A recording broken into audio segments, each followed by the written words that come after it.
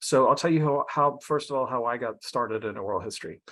I was a graduate student at UT in the 1990s, and I got interested in a subject that had a little bit of a written archive, but I knew that most of the history that I wanted to document and interpret and write about was in people's heads. So I had to create an archive myself by going out and doing oral history interviews with them. I largely taught myself. This is something I can admit now because I have tenure. I've been at UNT for 18 years. They're not going to fire me. I've already been the president of the Oral History Association. They can't impeach me because it's too late. But I never had formal oral history training until I had been doing oral history for several years. So part of what I try to do in workshops like this is teach you things that I wish I had known back before I got started. I've been teaching at UNT for 18 years, which seems completely impossible, but it's true. And I've been teaching grad students how to do oral history in that time. I've used oral history in my undergraduate classes a lot. I've picked and chosen the classes that I had in which I had the students record oral histories themselves. I've had mixed success with that. And so one of the recommendations I'm going to make to you is that you figure out a way to have students self-select as oral history interviewers. There are lots of ways to use oral history in the classroom without having students go out and do oral history themselves. I think that can be really useful. But I found that the students who don't choose to do it themselves tend to resent having that as an assignment. So we're going to try to figure out some ways to have students buy into it in the first place. So I got into this as a civil rights historian who just needed to be able to access people's memory about the civil rights movement. There are other ways, obviously, to enter the world of oral history, but that's how I got into it. And that's how I've been using it in my teaching. I'd like to take just a few minutes just so that everyone in the Zoom has an idea of where everyone else is coming from. Not everyone has to answer this question, but I'll throw it out there to you. And perhaps you can use the raised hand reaction, and I'll call on you just in the interest of efficiency. But how many of you have, in the first place, have used oral history at all in your teaching, either by having students listen to or read transcripts, or by having them go out and record interviews themselves? I see Elizabeth and Jennifer. I see Joan. Would any of you care to, Luz, I see you, Blanca. Would anyone care to share what those experiences have been like so far? Go ahead, Jennifer. I think for a lot of our students, it was beneficial to make that assignment. We have, I'm at a project-based school, and one of our projects that we do is the migration story, which is kind of funny. We do it with the Odyssey, Homer's Odyssey. And I work with a geography teacher because we always say everybody has a story. And I think for the kids, it was a lot easier because they're assigned either someone they know or a family member to look into that migration story. I think it was, because they all have cell phones, I think it was very accessible for a lot of them. Awesome. Thank you. Mary, is your hand up?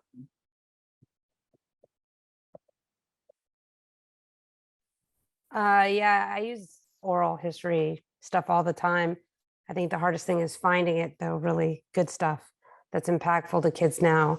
That's why I'm taking this. But I use all sorts of different stuff. I teach 5th through 8th social studies, so I get a little bit of everything, but everything from, music of the time, which that I find they connect to a little better than some other things, to, people reading things. I have some like interactive games where they have like people reading primary source stuff to them. I find they connect a little better to it if someone's reading it to them as opposed to them trying to figure it out themselves. Awesome. Thank you. Anyone else want to share your experience so far? I will. This is Joan. Hi, Joan. I have my students every year interview their parents and grandparents about where their families came from to this country. This is good for history or social studies, and just to see where they fit into the country, why they came, and so on. And I also, a few years ago, was teaching an area where the kids could go out into the neighborhood, and to get them to know about their neighborhood, I had them go to the local drugstore where all of the older men in the neighborhood would gather every morning and ask them about tales of the area. That was fun. Those are great ideas. Okay, thank you, both of you, all of you, for those comments. Several of you in your questionnaire said that you're less interested in having students go out and do interviews, but you're more interested in finding archives with oral histories that you can incorporate into your teaching. Anyone want to say anything about that? Elizabeth, I see your hand. Hi, excited to be here. I taught ethnic studies for several years, and now I'm in an administrative position with curriculum design. So I'm actually, for Austin ISD, trying to write certain aspects of oral history into the social studies and ELA curriculum, and trying to create some like cross humanities work. So I am interested in sort of, I think of oral histories in the two, like utilizing it as like primary sources. Like I love, like the Library of Congress does have some great civil rights collections and different things we talk about in the class, like, right, indigenous histories, and we even get, getting into the worship of the written word thing. Like, I don't know, oral history is important, but I do actually think having students collect and create their own oral like histories through their family members has been one of the most powerful things that I did in the classroom. And you mentioned like the reluctance piece. Even kids that, like, a lot of kids that kind of fought me on it at first would come back and be like, oh, that was, a really youthful way to spend my time, and be kind of like, like fight me on it a little bit, but then be like, it was cool. I had a conversation with my grandmother in Vietnamese and I've never done that before and it was great. And I'm like, okay, cool, right? And so I actually also, I don't know if this is good or bad, but I often use like the Great Thanksgiving Listen, like some of their materials. I don't know if you're familiar with that, but like they just have something that's easy and accessible for teachers. So I'm just here to advocate for both avenues of oral history utilization. All right, well, you just heard from Elizabeth two of the recommendations that I'm going to make, and let the record show that this was already in my PowerPoint presentation before she said this. So I'm not stealing her ideas, but great minds think alike. The Library of Congress collections are fantastic and they're very usable. And some of them have been sliced and diced and cooked for you, so you can find a few lesson plans already in the Veterans History Project and the Civil Rights History Project at the Library of Congress. But there's just a wealth of stuff that you can use there to help bring history to life for your students and those collections. And the Great Thanksgiving Listen project comes out of the StoryCorps initiative, which now partners with the Library of Congress. And I'll talk about their app a little bit later as one of the technologies that I can recommend with some reservations, but we'll get into that as well. Are there motivations that brought people here that we haven't talked about yet, that you're anything that we haven't talked about that you're hoping to get out of this?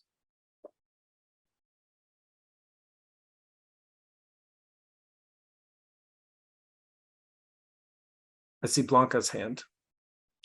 Hi, can y'all hear me okay? Yeah.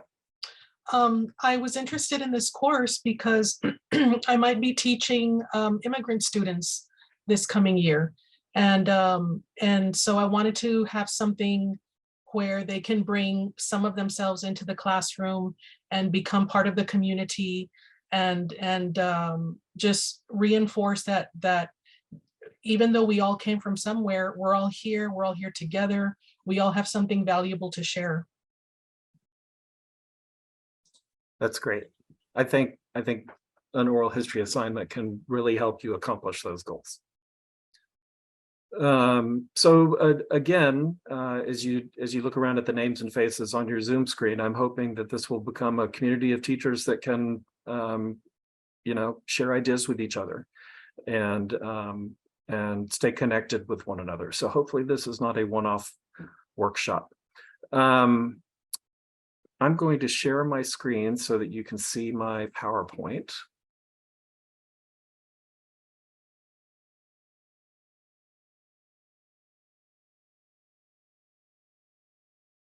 And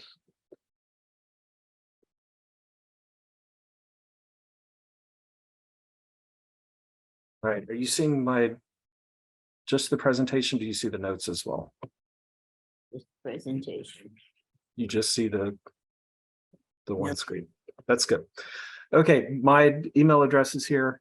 Let's don't be strangers.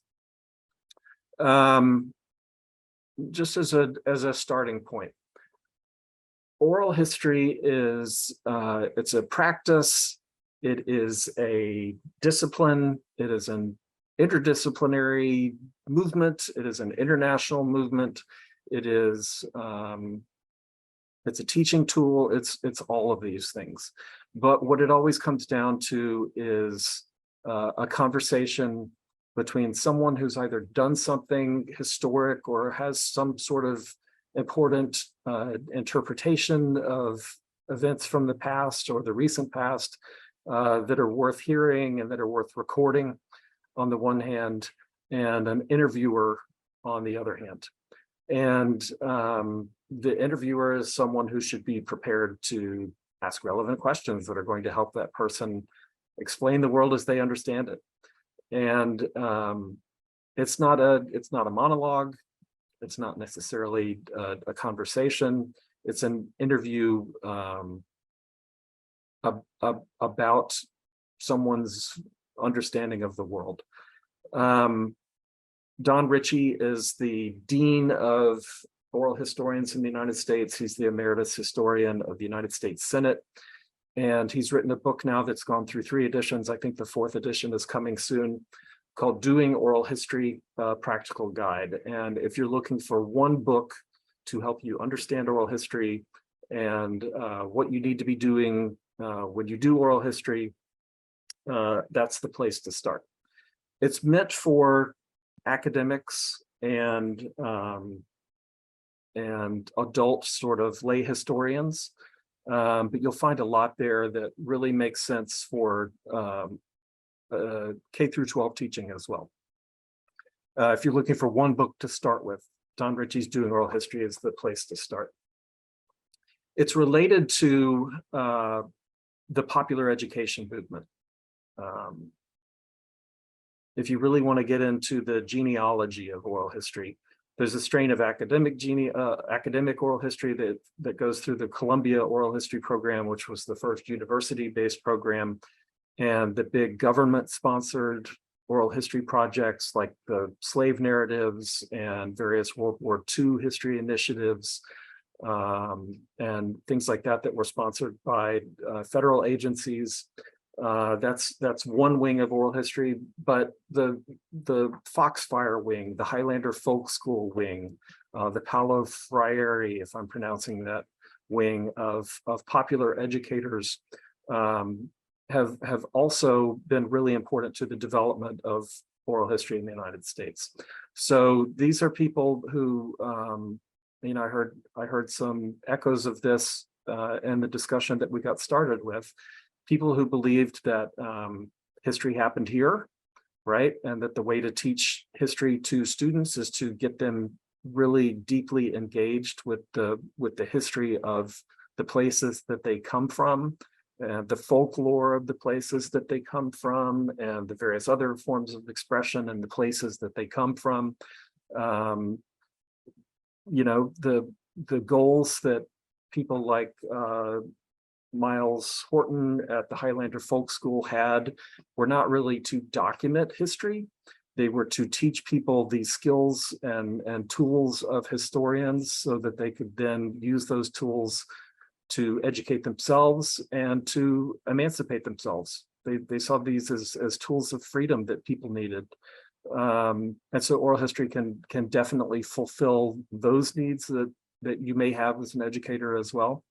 Michael Frisch is another one of the deans of the oral history movement in the United States. He's an emeritus history and American studies professor from the University of Buffalo, who emphasizes that it's an interpretive and meaning-making process.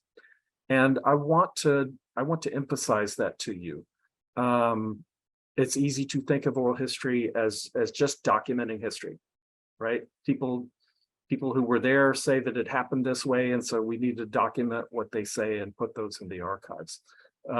That's part of what happens when you do an oral history, but it's also a meaning-making process. It's how people make meaning of what happened.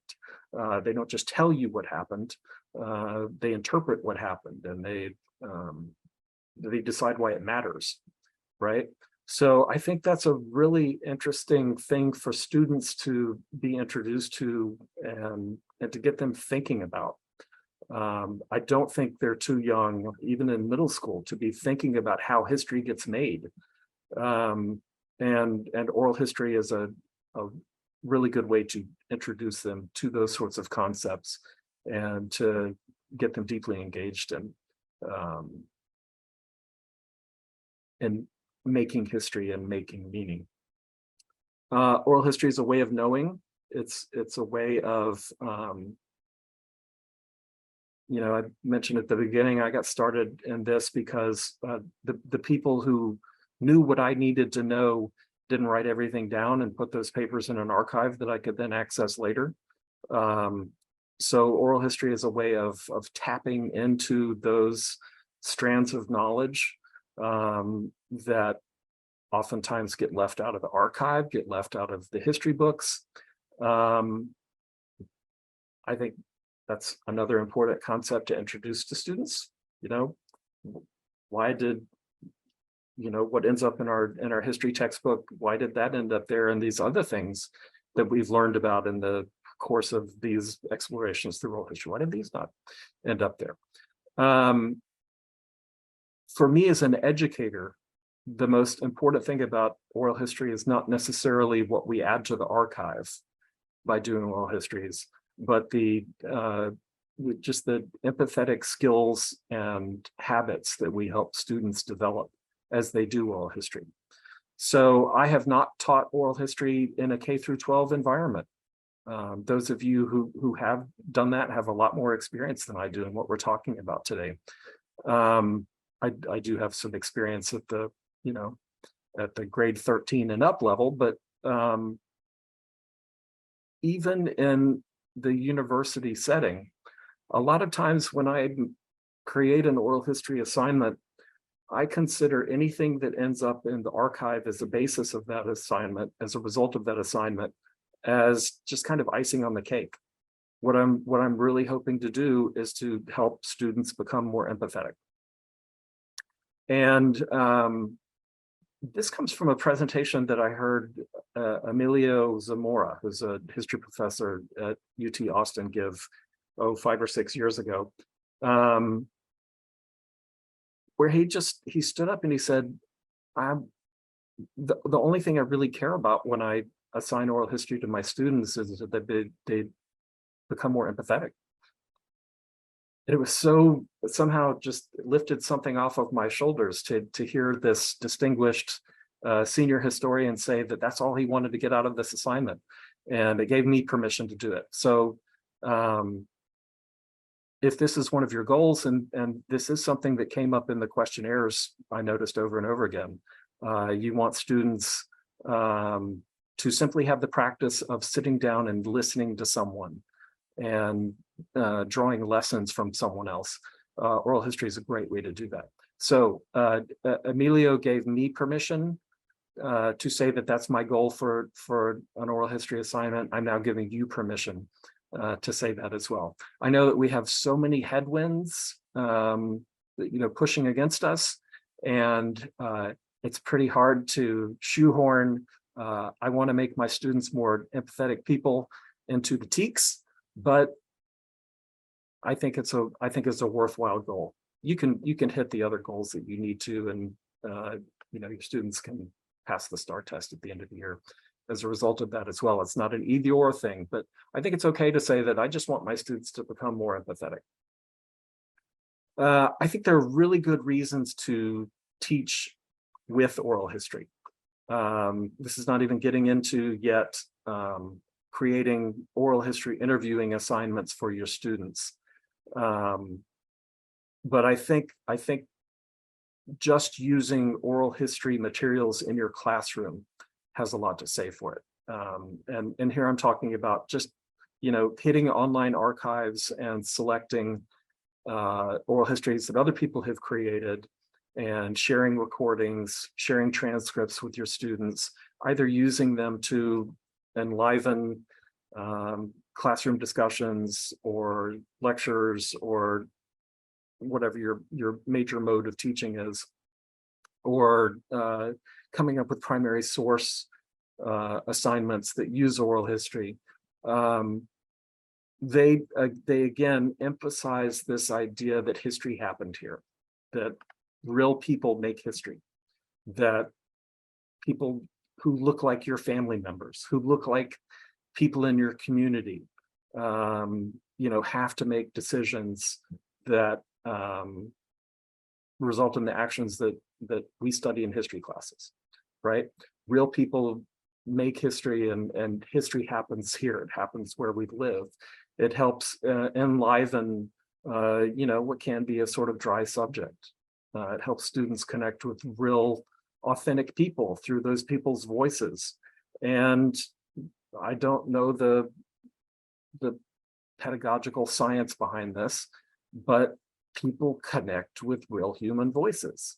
They connect with the sight of people explaining in their own words what happened and why they think what happened is significant. It connects us to history. It's also adaptable to different learning styles.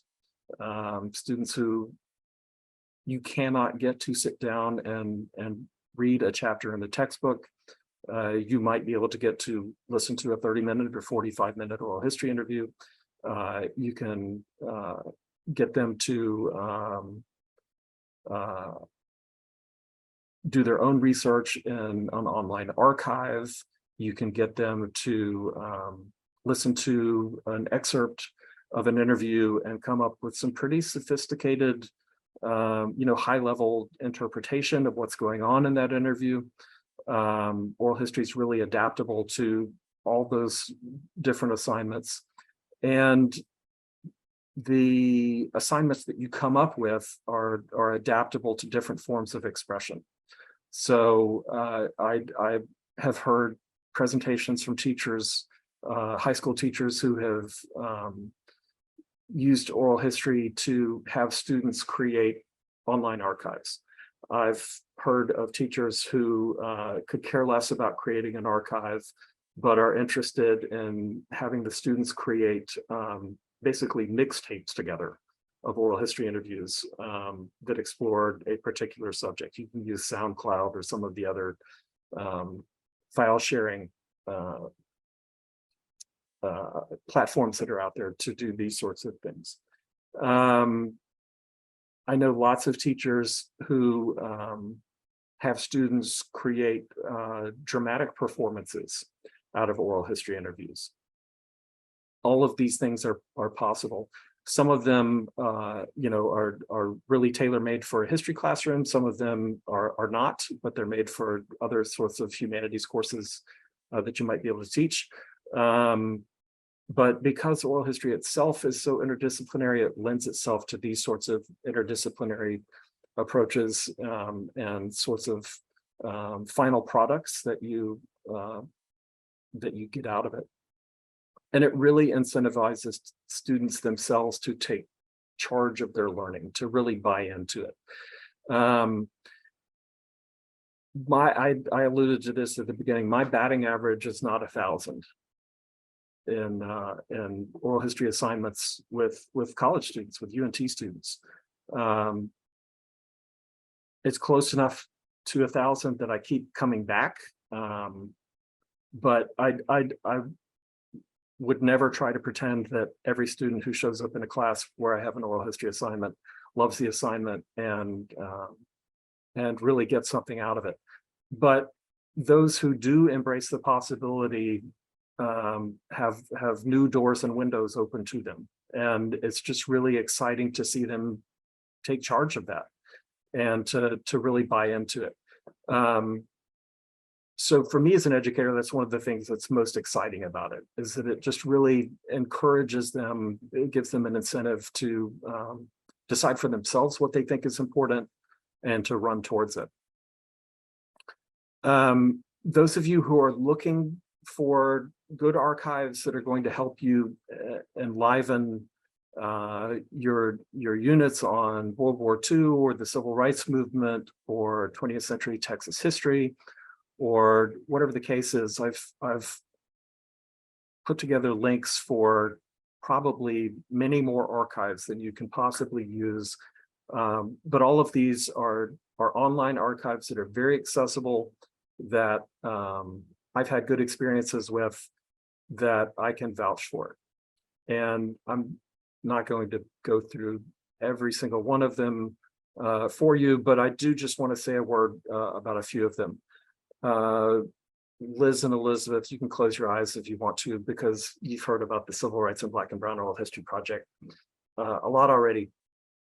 But this is one that's near and dear to my heart. This is a collaborative project between history professors from TCU and UNT and UT Arlington that got together and got a big grant about 5 years ago now, and trained grad students to do oral history, and then sent them all over the state of Texas to record oral histories with African-American and Mexican-American civil rights activists of all kinds of stripes, using a really big, broad definition of, what constitutes civil rights activism, and then put those interviews together in an online archive that includes clipped excerpts of oral histories that are then tagged with keywords so that the database itself is very searchable.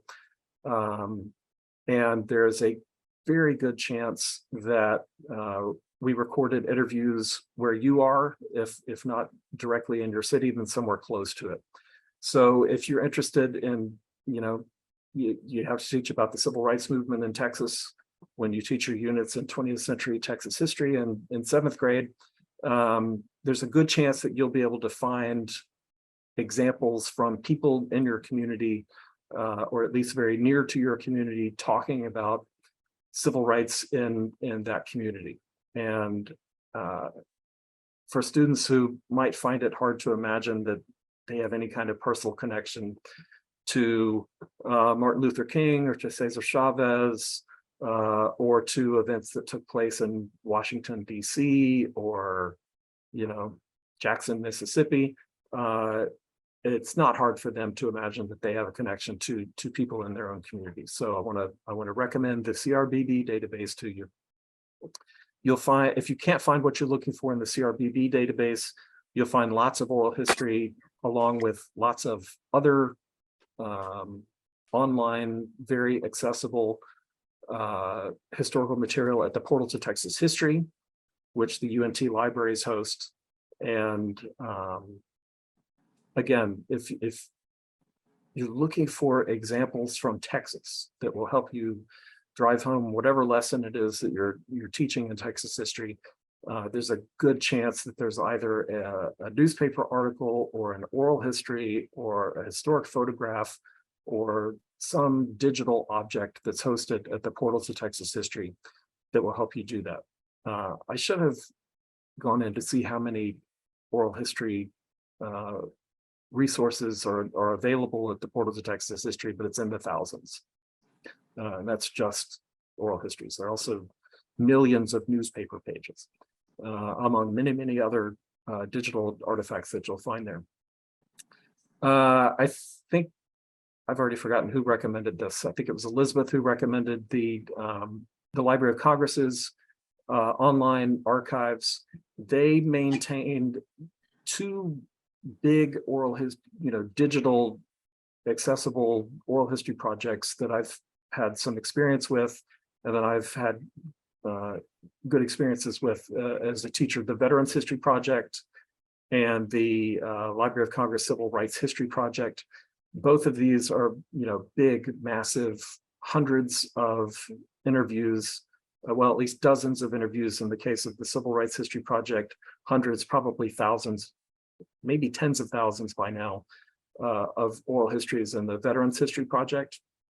But because it's a big, established, fairly well-resourced, it could always be better resourced, federal agency, they've been able to do some cool things with these interviews. The D-Day Journeys and the Determined to Serve American Women in World War II projects are curated, really made for the classroom kinds of digital projects that people associated with the Library of Congress have created out of the oral history interviews. So as a teacher, you would not have to go into the online archive yourself and search for the kinds of interviews that you're looking for. If you're teaching about D-Day, or if you're teaching about African-American women's experiences in World War II, they've done that for you. So they're presenting them not just exactly as a wrapped up in a bow lesson plan, but the digital projects will get you pretty darn close to a complete wrapped in a bow lesson plan. And I chose those two just because they're the two most recent ones that the Library of Congress has put up on the Veterans History Project page. You'll find lots of others there as well. Same with the Civil Rights History Project. They've created several sort of sliced and diced and baked digital projects using story maps. I don't know if anyone has experience using story maps, but it's a fun, I see at least one thumbs up there. It's a fun platform that students can use themselves. It's fairly usable, at least I found it usable for college students. But the Library of Congress has used story maps to put together these excerpts from interviews to tell a larger story. I can't remember the title of the one that I've used most from the Civil Rights History Project.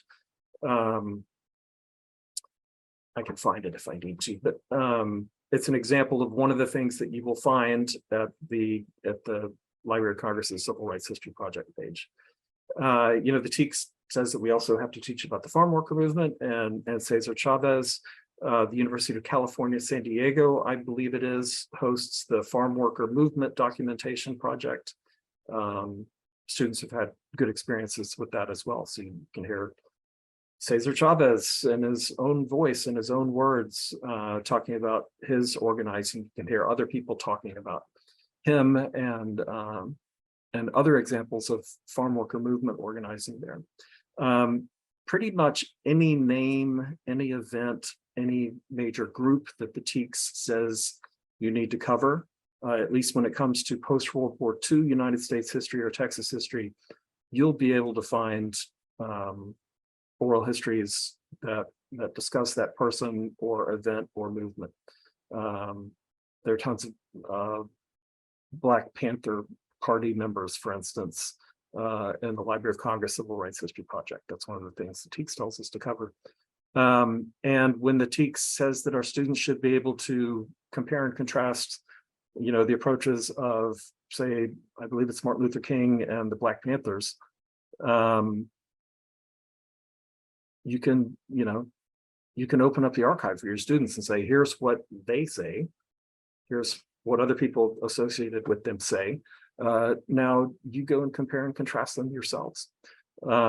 So, when you think about the technological innovations that made oral history possible, it takes recording devices, right? And it really takes portable recording devices. So we're really talking about a post-World War II, for the most part, phenomenon in the United States. Anything you want to teach about, anything that the teachers tell you you have to teach about in post-World War II US and Texas history has an oral history project associated with it. Almost anything that you have to cover in the 20th century is the subject of an oral history project sponsored by one of the presidential libraries. And you know, I'm a civil rights historian who was trained by people who thought presidential history was old-fashioned, and you know, this is just great man history that we don't need to concern ourselves with. Obviously, there's a grain of truth to that, but the presidential oral history programs don't only talk about the presidents; they talk about the worlds that the presidents lived in and helped shape. So, beginning with the Truman Library, the Truman Presidential Library, oral history was a major component of the research that they did. The George W. Bush and forward presidents are still a little close to the present day for their oral history projects to have been made publicly available on the web. So at this point, it really goes up through the Clinton presidency, but either the presidential libraries themselves or the Miller Center for Presidential History at the University of Virginia, or both, have done major oral history projects with people associated with presidents in between Truman and Clinton. And they're still working on the George W. Bush and Obama and presumably Trump presidencies. And so those will be coming online as well. So almost anything that the TEKS tells you you have to cover, you'll be able to find examples of those in the presidential library oral histories. So for those of you who said that you just wanted to be able to incorporate more oral history recordings, more information from oral histories into your teaching, these are the places to start. You may have interests that I haven't covered here, but for the most part, if you're looking for oral histories that help you bring some aspect of 20th century history alive, the big institutions like the Library of Congress, like the presidential libraries, are going to be the places that have not only devoted the resources to going out and collecting the oral histories in the first place, but they've devoted the resources to curating them and slicing and dicing and cooking them for you. Most of these have lesson plans themselves on the websites or within the digital archives that you'll be able to access as well. So my advice is that if you're only looking to use oral history in your teaching for those sorts of reasons, these are the places to start. But I'm sure there are other reasons, other things that you might be looking for. I'm going to stop sharing for just a second here so that I can see more faces on my screen. Are there other things that you're looking for, other archives that I might be able to point you towards that have oral histories that you can incorporate into your teaching? I'm a civil rights historian, so I know those sources best, but again, almost any subject in post-World War II, Elizabeth has a question about the story maps. I'm going to make a point to find the one that I have used the most from the Civil Rights History Project in a second, but I'll come back to that. Native Americans in Texas is one of the questions. Any other subjects that you're especially interested in? And do you know if they have, I just found out that I don't know if there's any still around, but that it wasn't that long ago that there were actual Buffalo soldiers in San Antonio that were still alive. And I believe even a woman that masqueraded as a man to serve as a Buffalo soldier. And I was wondering if you knew, it would seem like historians would have gotten an oral history from them, but I'm not sure. I know I saw an oral history yesterday at a training I was doing by going to UTSA digital collections, and I was researching a San Antonio muralist, and I found an oral history someone had done on him. But I was wondering if you knew anything about the Buffalo soldiers. I don't know anything about particular, I certainly don't know about a Buffalo Soldier collection, but I wouldn't doubt that there are individual interviews out there. So the places that I would look for those are at the Veterans History Project, at the U.S. Army's Center for History, which has a longstanding oral history program. And if they were stationed in San Antonio, I'd look at the Institute for Texan Cultures, which I think UTSA runs now. I may be mistaken about that, but I think they now run the Institute for Texan Cultures archive. There's a good example from hi, William, by the way. It's good to see you. It's been a while. Yeah, that would look a good suggestion. Yeah. I know there's they just told me there's an African American History Museum in San Antonio, so I might go that way. I also wanted to say that I was showing a short video, and on the 1900 hurricane in Galveston, and it looked like someone had done oral histories of some of the children that had survived, and one of them was the director, what's his name? The guy from Wizard of Oz, but he has a very distinctive name, but it was one of the directors or producers from the Wizard of Oz. And they were just talking about what it was like to be around when the hurricane happened. So I don't know if there's oral histories out there that aren't titled oral histories, but that they exist. I don't know. If they exist, hopefully they're labeled as oral histories, and when you go searching for them in digital archives, you'll find them that way. But this is probably something to emphasize with your students if you're creating oral histories as well.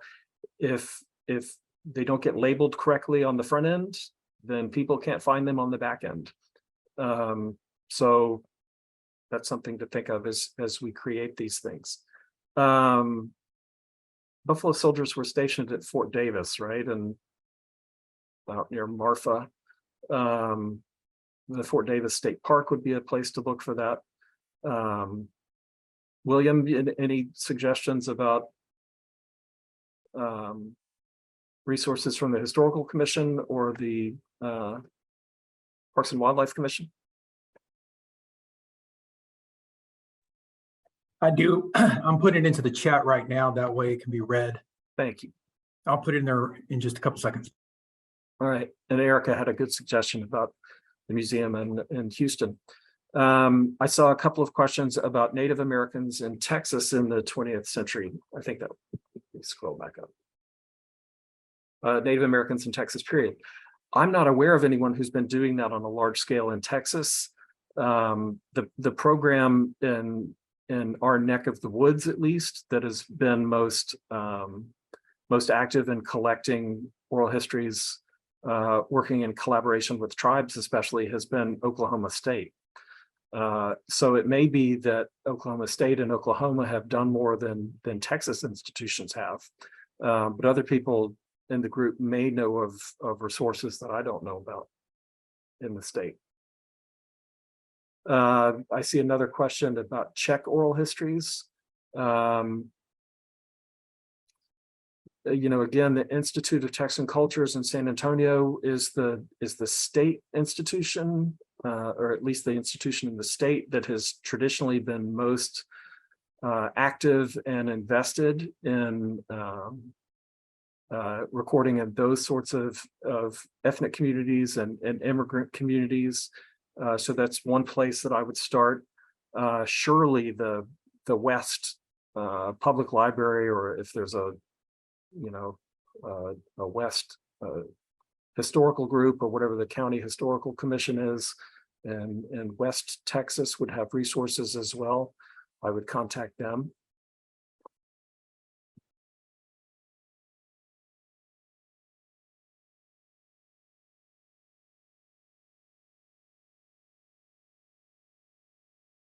The portal to Texas history is always a great place to start with just a general query. So the portal has digital versions of lots of physical collections that are around the state. So if there's is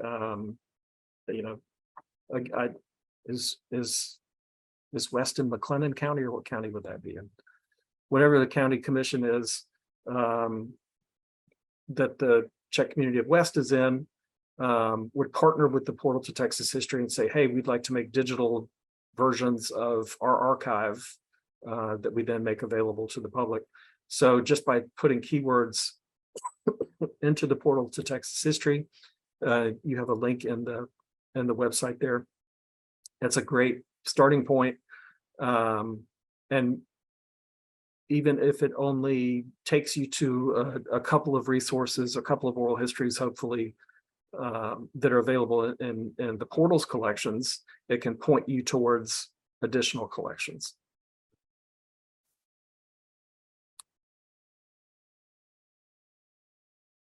Are there other questions that I've missed in the chat, or that have just come up to you about how to find oral histories that you could use in your classroom?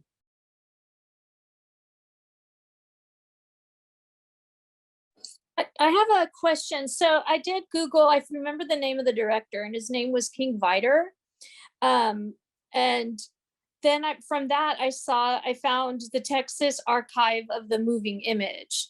And so it talks about how there were other survivors that gave but they're just calling them interviews. But when I watched, I really felt like they were relaying the story of what happened to them.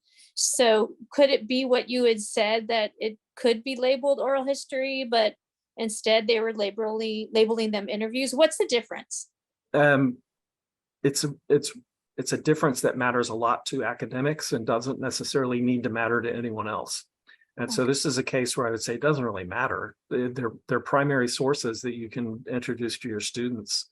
And the real technical difference would be that if you just turn on a camera and have a person talk about their experiences without any follow-up questions or anything like that, you can certainly call that an interview. I wouldn't necessarily call it an oral history interview if the interviewer is not a real part of the production, asking follow-up questions and asking for details and all of the rest that really allow for the narrator to expand on things. But that's just an academic argument.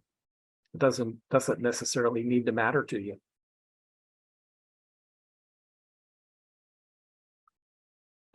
Someone asked about world history resources in English. I don't even know where to begin to answer that one. If you're talking about like, so again, I teach 20th century U.S. history, so my my answers tend to go back to that lane. But if I were looking for, say, German people talking about their experiences during World War II in English, one of the places I would start is with the Shoah Foundation Holocaust survivor interviews, many of which are done in English, but certainly not all of which are done in English. But you would find German people, Polish people, other European people speaking about those experiences, in some cases in English. I'm having a hard time thinking of examples from other parts of the world that would be accessible. But surely there are There are many examples of partition oral histories in English. By now, there must be thousands of first-person narratives of people talking about the partition, the India-Pakistan partition, following the independence of India and Pakistan. So you would be able to find lots and lots of people talking about anti-colonial struggles in South India. That would be another good example. I'm trying to think of examples from Africa and I'm drawing a blank, but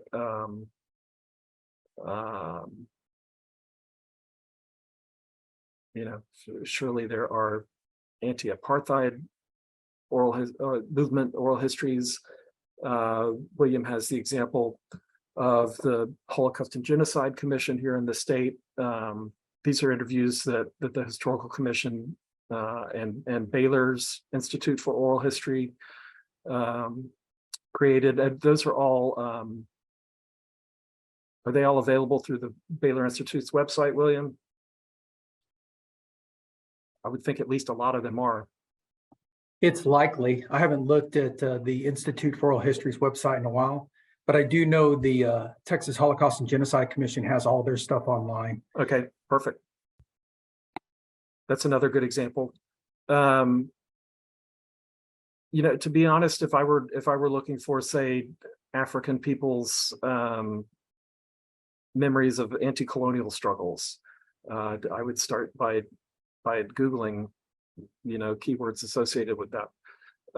But I do know for a fact you'll find lots of people talking about the partition, and for that reason, lots of people talking about anti-colonial struggles in India and the subcontinent.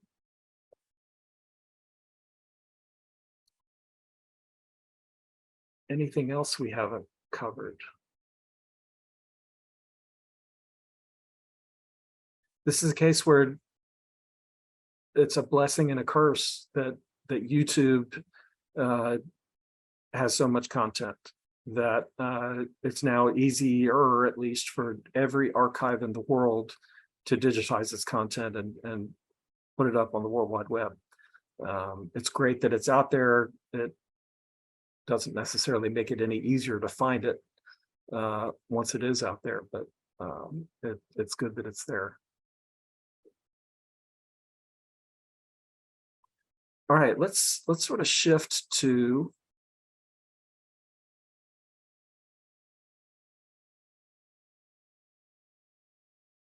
not just using it in the classroom, but having students do it. At least one person, hopefully others of you are on a campus that emphasizes project-based learning. And this is something that's tailor-made for a project-based curriculum. The teachers I'm familiar with, at least in Texas high schools, who've had success with oral history outside of in just a traditional curriculum campus, have had success with it when, if the STAR test is at the beginning of May and they then have 2 or 3 weeks left in the school year, they can assign something like this. They can assign it for extra credit. I'm trying to think of others who have, I'm sure there are lots of examples, and probably examples from people in the classroom who, have been able to do this in addition to everything else that they have to do to cover all the TEKS and make sure that their students pass the STAR test. But I will say that it's especially amenable to a project-based curriculum. But when you set out, if you decide to take the plunge, and I hope that at least a few of you who have not taken the plunge before will decide to do it based on this, and again based on what I hope will become a community of people who were doing this around the state of Texas, who can then share ideas with each other. But when you're doing it, you have to sit down yourself before you ever turn your students loose with anything, and have some hard conversations about what exactly you're trying to accomplish. And so when I'm designing an oral history project, these are the sorts of questions that I ask, or, in the projects where I've been lucky enough to have collaborators, these are the questions that we've sat down and hashed out among ourselves. The first of which is obviously, what exactly are you trying to document here? What stories are you trying to get the students to dive into? Several of you said at the beginning of the hour that you've had them doing immigrant history interviews. Awesome. A couple of people said you did interviews of the local neighborhood. Awesome. I know other people have done the history of the school, the history of the integration of the school. Lots of people, obviously, in the last 3 years have been interviewing around the subject of experiences during the pandemic. These are all obviously worthwhile projects, but the first thing you have to decide is what event, what series of events, what experiences do you really want to focus on? And I've listed a few here, but this is not an exhaustive list. Others have other ideas about what you could turn your students loose on?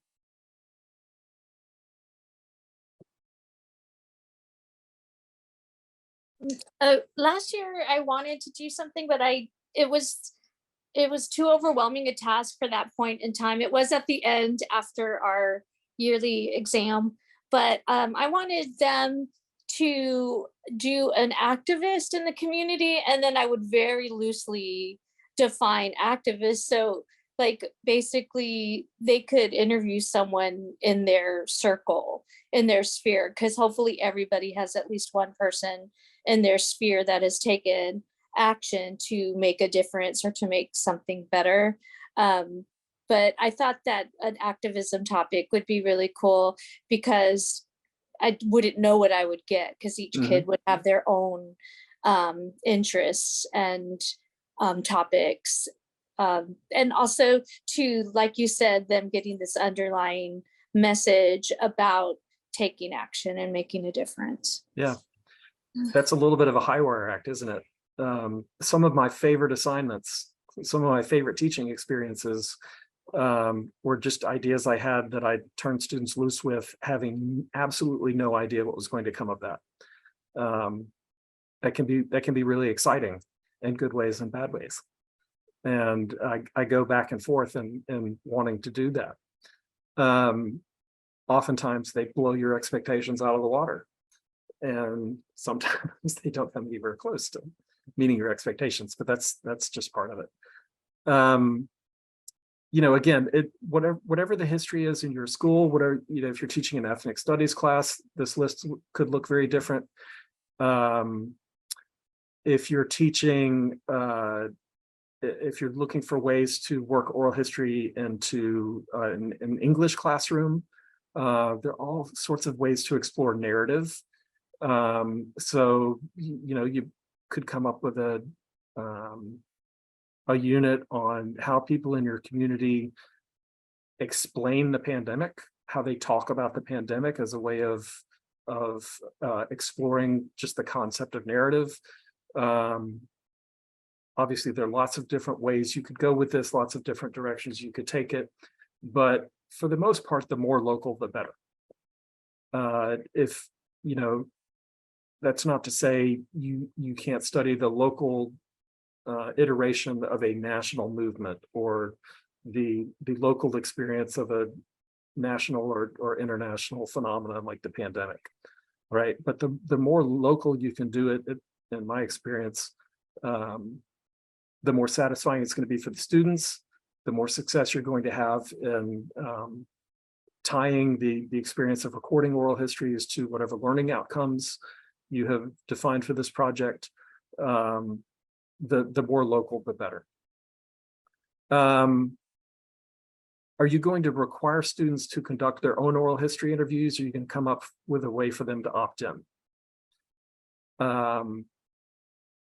Again, I've assigned oral history interviewing in different classes different aspects of American history that I'm teaching that semester,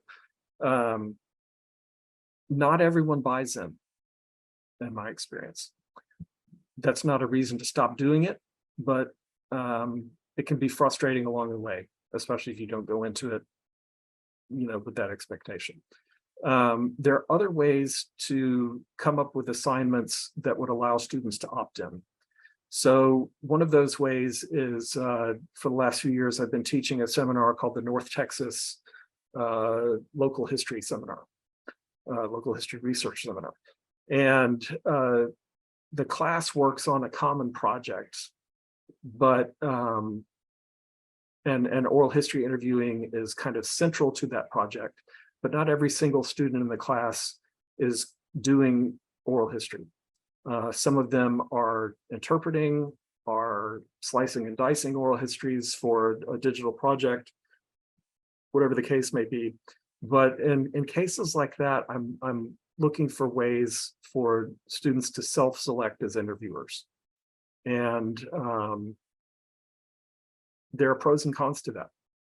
We heard from several teachers at the beginning of the workshop that even students who were resistant at the beginning have come around to this, and I've certainly had a few of those experiences as well. But I've also had experiences where they remain resistant throughout, and they make lots of people miserable throughout. In a group project situation, that can be a little bit cancerous. So I've tried to find ways to have people opt in to the assignment. Again, there are pros and cons to the approach. Find the balance that works for you. If this is a continuum between everyone has to do interviewing and only a few people have to do interviewing, then find a place on the continuum that works best for you. This is probably obvious to everyone, but you need to have a conversation about the resources that you have for the project and come up with expectations for the project that are reasonable based on the resources that you have. So if your campus has video cameras and or digital audio recorders that they can check out of the library or wherever, the AV club or wherever, then those are resources that you can use to record, really high quality, almost professional level interviews, if that's what you want to do. If your campus does not have those available and you don't have some other, avenue that makes them available, then you're probably going to be turning students loose with cell phones to do interviews on their cell phones, and that's fine, right? You just have to know going in what you're going to get out of that. So if you have resources like high quality video cameras, high quality digital audio recorders available, then know that makes some other things possible on the back end, but not all of those may fit into your goals for the project, which leads into a discussion about the learning outcomes that you have in mind. Do you want the students to have the experience of creating a digital archive that they then share with the world? Do you want them to interpret the oral histories in a digital project and make meaning and determine for themselves what they think is significant about these oral histories and present those to the world on the web? Your answer to that may be yes.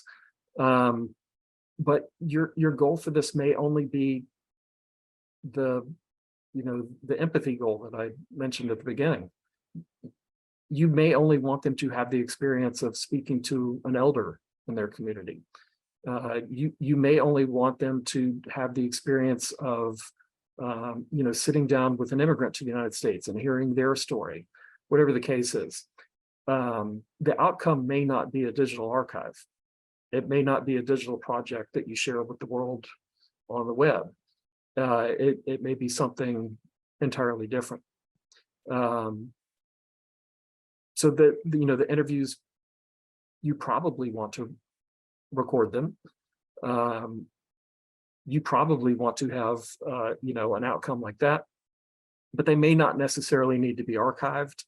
And if you do archive them, that may be only on your campus or only on a website that's accessible, with a password, something like that. Doesn't necessarily have to be accessible to the entire world. That final product may be a physical exhibit, it may be an online exhibit, but it may be a performance. It may be something else that really only lives on campus, or it may be something a little more ephemeral than that. You can use oral history to do all of these things. If you're using it in a K through 12 environment, the archive may not be the final goal, may not be the final product. It is for my college students, it is for my grad students, but it need not necessarily be the final product for, a 7th grader or an 11th grader. I can argue that both ways. I think there are good things to be said in favor of every interview being archived, but I can argue it the other way as well. So this is something that you need to decide for yourself. You know much better than I do what the campus climate is, how much support you would have from a principal, etc. So these are questions that you need to answer for yourselves. Mary, I see your hand up. Yeah, I was going to say to my middle school friends out there, our kids don't like to be on camera a lot, or some of them really do. But I find doing radio shows helps ease some of that. Like I let them hear some radio shows from World War II and that kind of thing, so they kind of get the idea of what it's like. And then either have them do it live using bits and pieces of oral history, or, if they went out and interviewed somebody, like say I had them interview their grandparents about their experiences during the Vietnam War. That was also very helpful, because even a stay-at-home, like somebody who didn't go to the war itself, had experiences during the Vietnam War that they could kind of share. And it was very helpful. I mean, it was a good way for them to kind of get into it and feel like they were part of it. And also, at the same time, have a final product that everybody can see and experience. And was your final product just for people in your school, or did you make it more widely available to the community or to the world? It was for our kids, and their parents could watch them too. I was able to post them so that the parents could see them as well. But for the days when we did it, I literally turned off the lights and let the kids sit in the dark and just listen to the radio shows that they'd each made. And I think it really was a pretty powerful way to do something like that, because they were like, man, I didn't know your grandpa went to Vietnam, or, my grandma did this. And it started some really interesting discussions with the middle schoolers. That's great.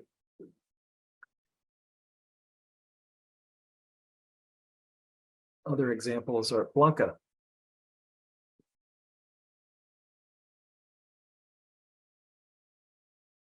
You're muted.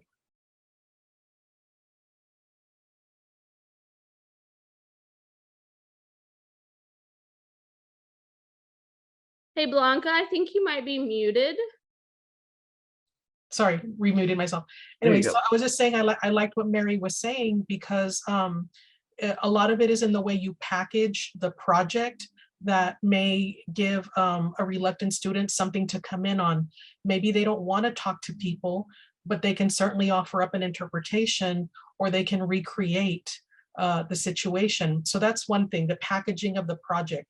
The other thing is, if students are sharing personal stories of themselves or their families, we might have to talk about being a trauma-informed teacher, or being a trauma-informed classroom community, because just in case these kinds of things come up in the course of the project. That's a great point. That's a great point. And unfortunately, we often don't know until we get into the middle of something like this that might become an issue, but it's always possible. Thank you for that reminder. Does anyone else have experiences that others might learn from?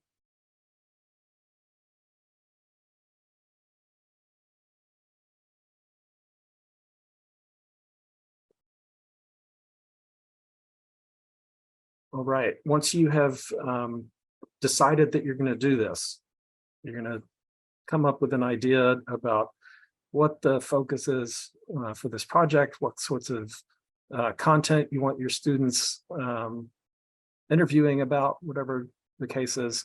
You have to make decisions about technology. And there's so many variables involved with this. So much depends on your very individual particular situation. But the best general advice I can give you is use a technology that you yourself have mastered. Keep it as simple as possible. And whichever one you choose, you're most likely going to be the technology help desk. So you really have to know how to work this. I have sometimes approached this as, oh, well, I should use X and X so-and-so technology or software platform or whatever, because I really need to learn how to use this myself. And this will be a good excuse for me to learn how to use this. Doesn't work out that way, because you very quickly become the technology help desk. And if you haven't already mastered it, then boy, you really have to master it quickly after you've told your students that they have to use it. So keep it as simple as you can. Think about what your end use is before you get started. Do you want your students creating an archive? Do you want them doing a one-off performance? Do you want them sharing this with the rest of the world?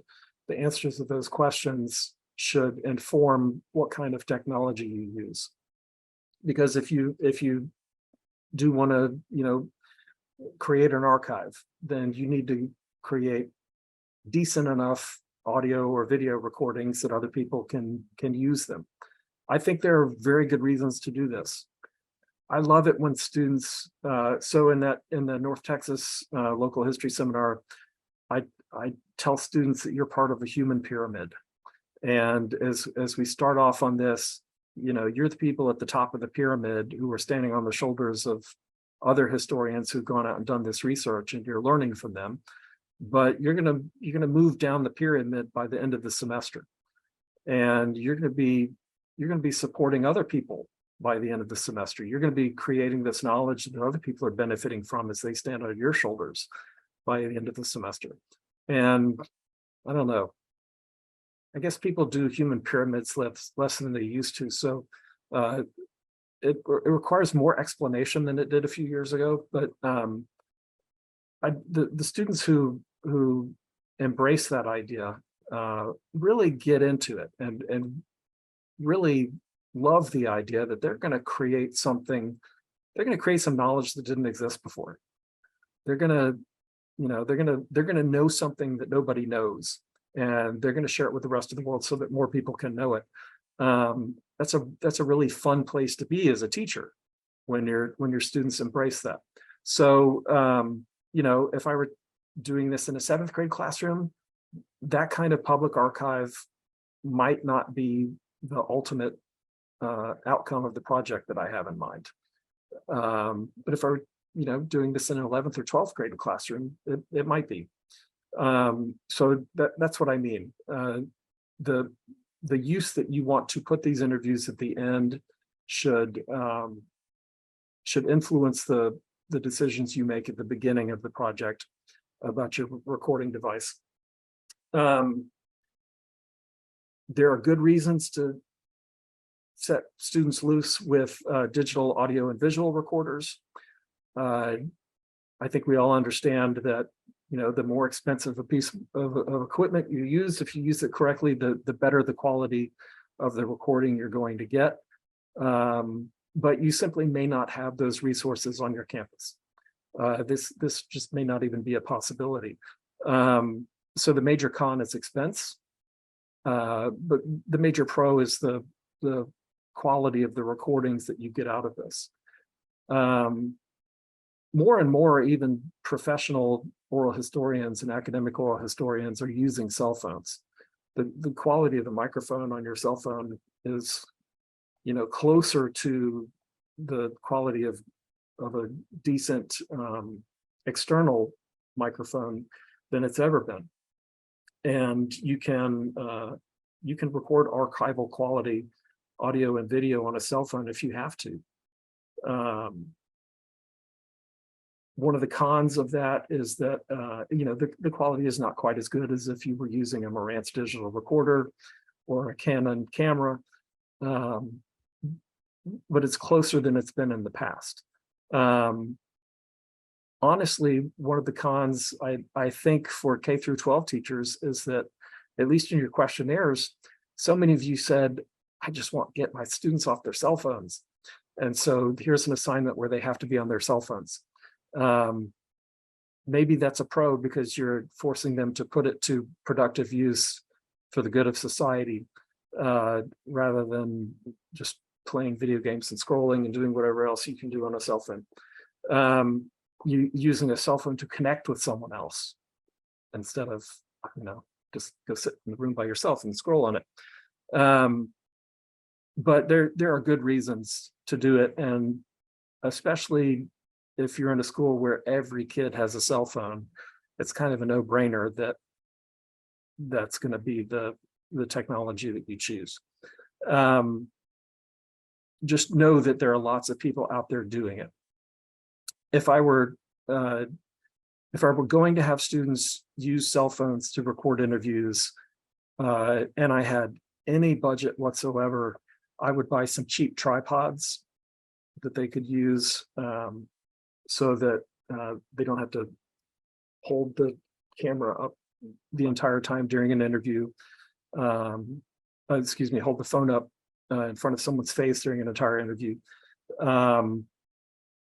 If you only had a small budget to work with, if you had any budget whatsoever, and that were the recording technology you were using, that's where I would spend my money first, is on little tripods that you could adapt to different cell phone types.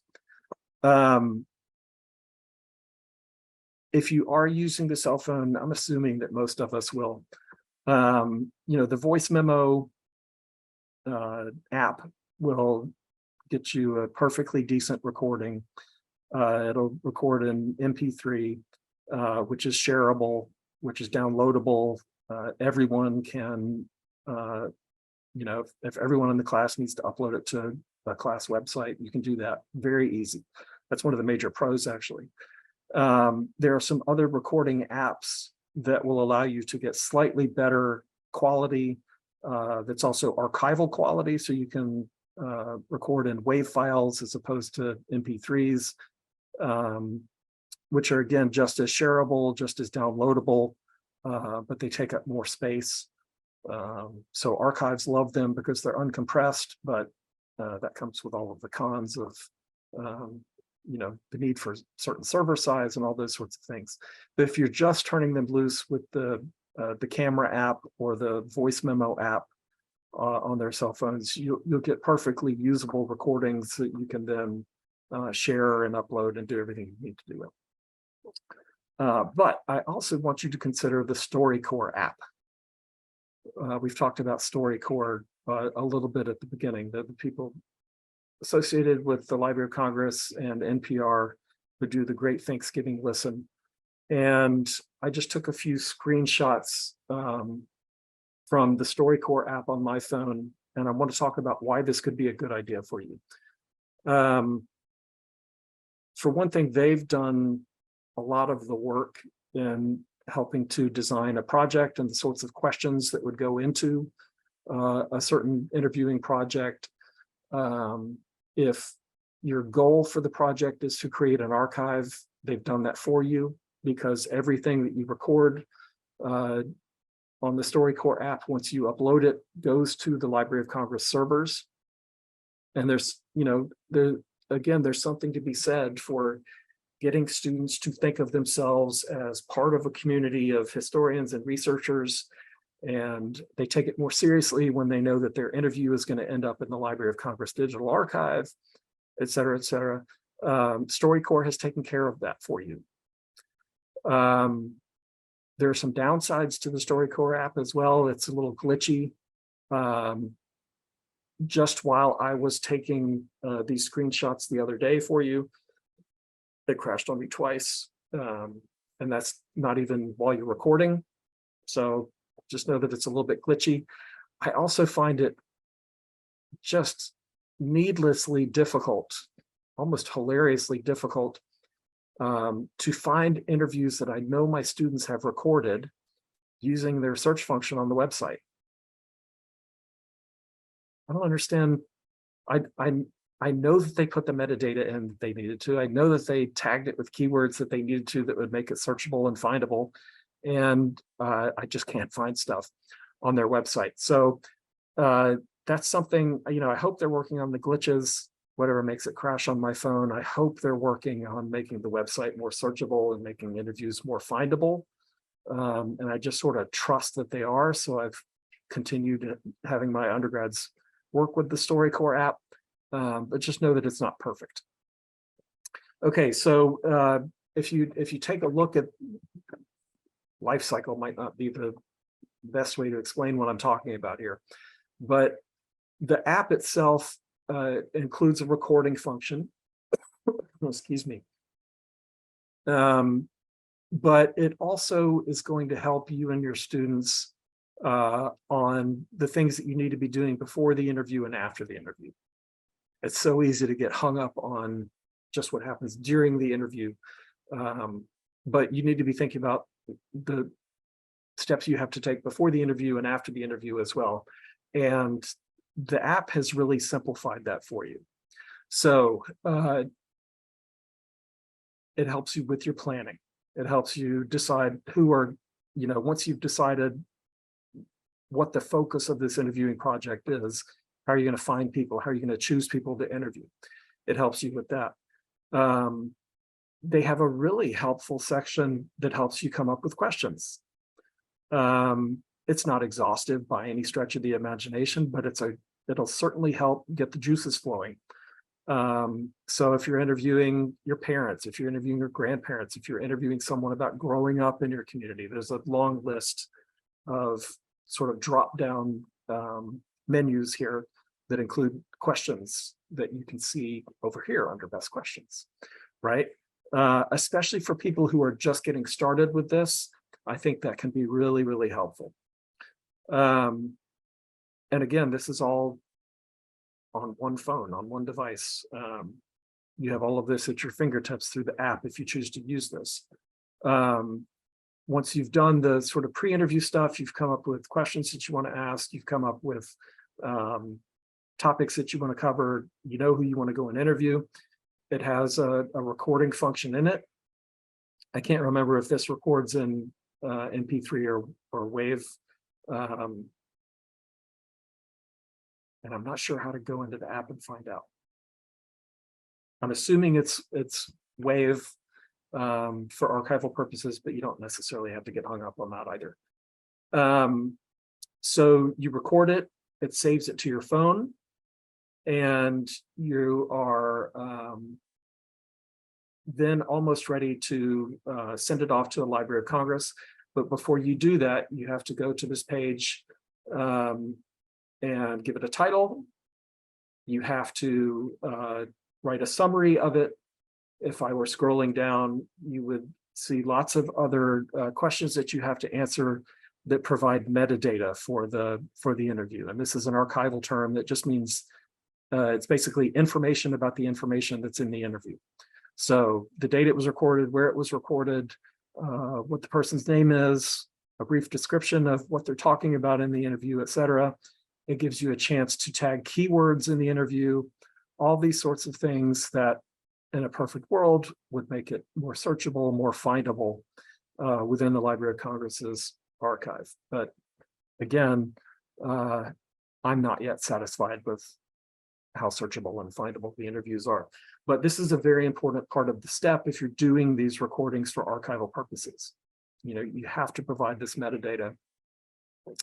And so once you do that, you then hit publish on the interview, and a copy of your recording flashes across the Ethernet and ends up in the Library of Congress's servers. And that's a pretty cool thing that you can make possible for your students. It's hard to do anything with the recording that ends up on your phone. So if your goal for the project is to have your students, create a radio show, an audio documentary, or some other digital project, it could be an online museum, something like that. I have found it difficult. There may be ways to do this that I just haven't figured out yet, but I have found it difficult to use the recordings that are on your phone for those other purposes, besides the, sending them off to the archive. So for me, that's one of the downsides of the app. And so I would only use it if the outcome that I want for my students is to, participate in this big national archive. Does that make sense? If my outcome was a radio documentary or a performance or something like that, I would just have them record on their phone cameras or voice memo apps. Any questions about technology?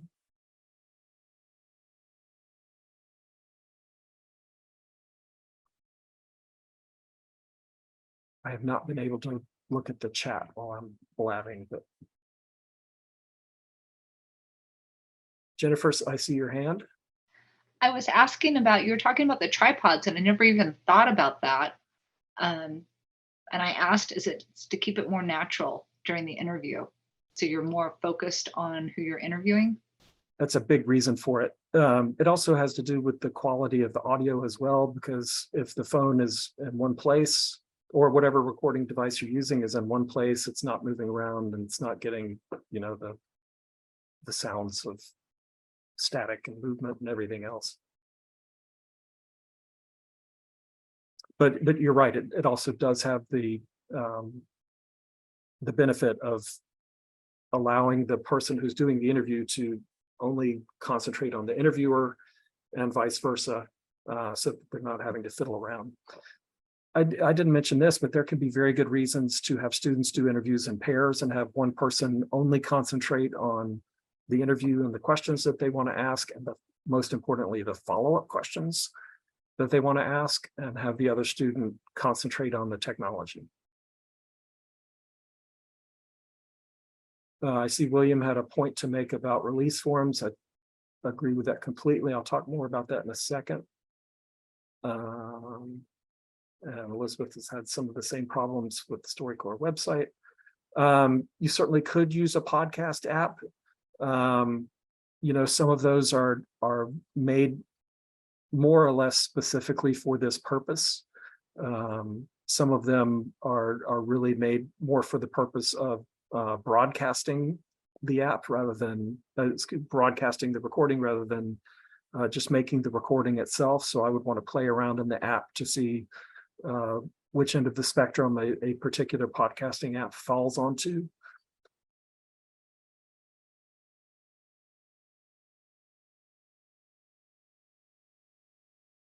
Any other questions about recording technologies? Some of these I have experience with and some of them I don't. No, if you don't mind, I just want to reiterate kind of what you said. I totally agree with you with the pros and cons piece. I think is really important.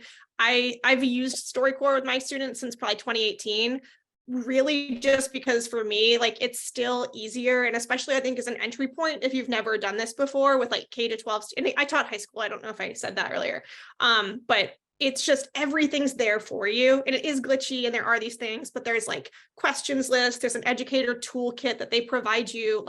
So many scaffolds are in place for you as the teacher to, at least as you begin, have not a lot of heavy lifting, if that makes sense, right?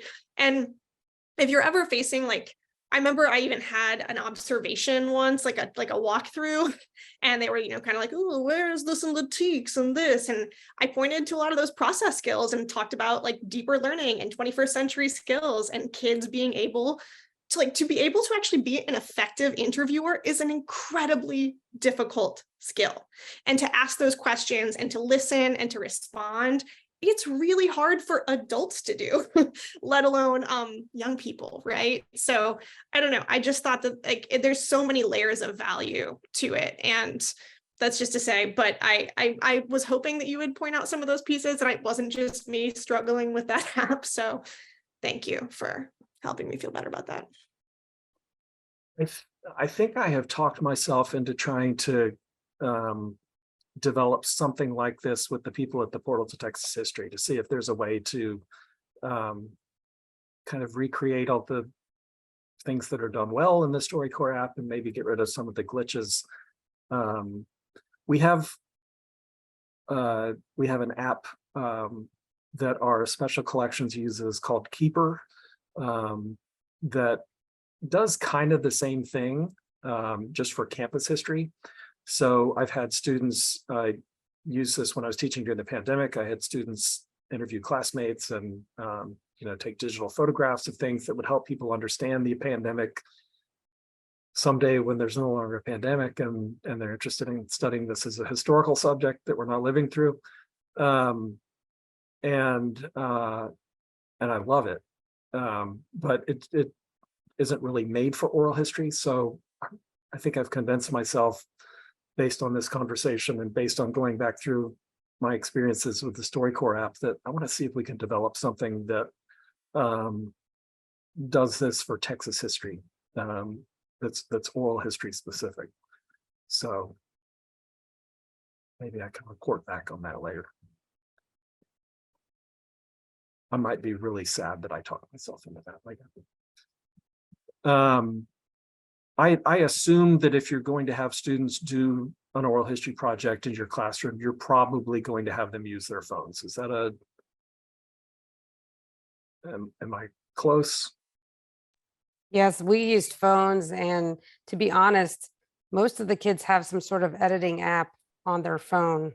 So they were able to do almost everything they needed to do on the phone and just uploaded the final project onto Google Classroom or whatever you use in your That's cool. I don't have any doubt that they have more experience, doing audio editing and whatever else they would have to do than I do.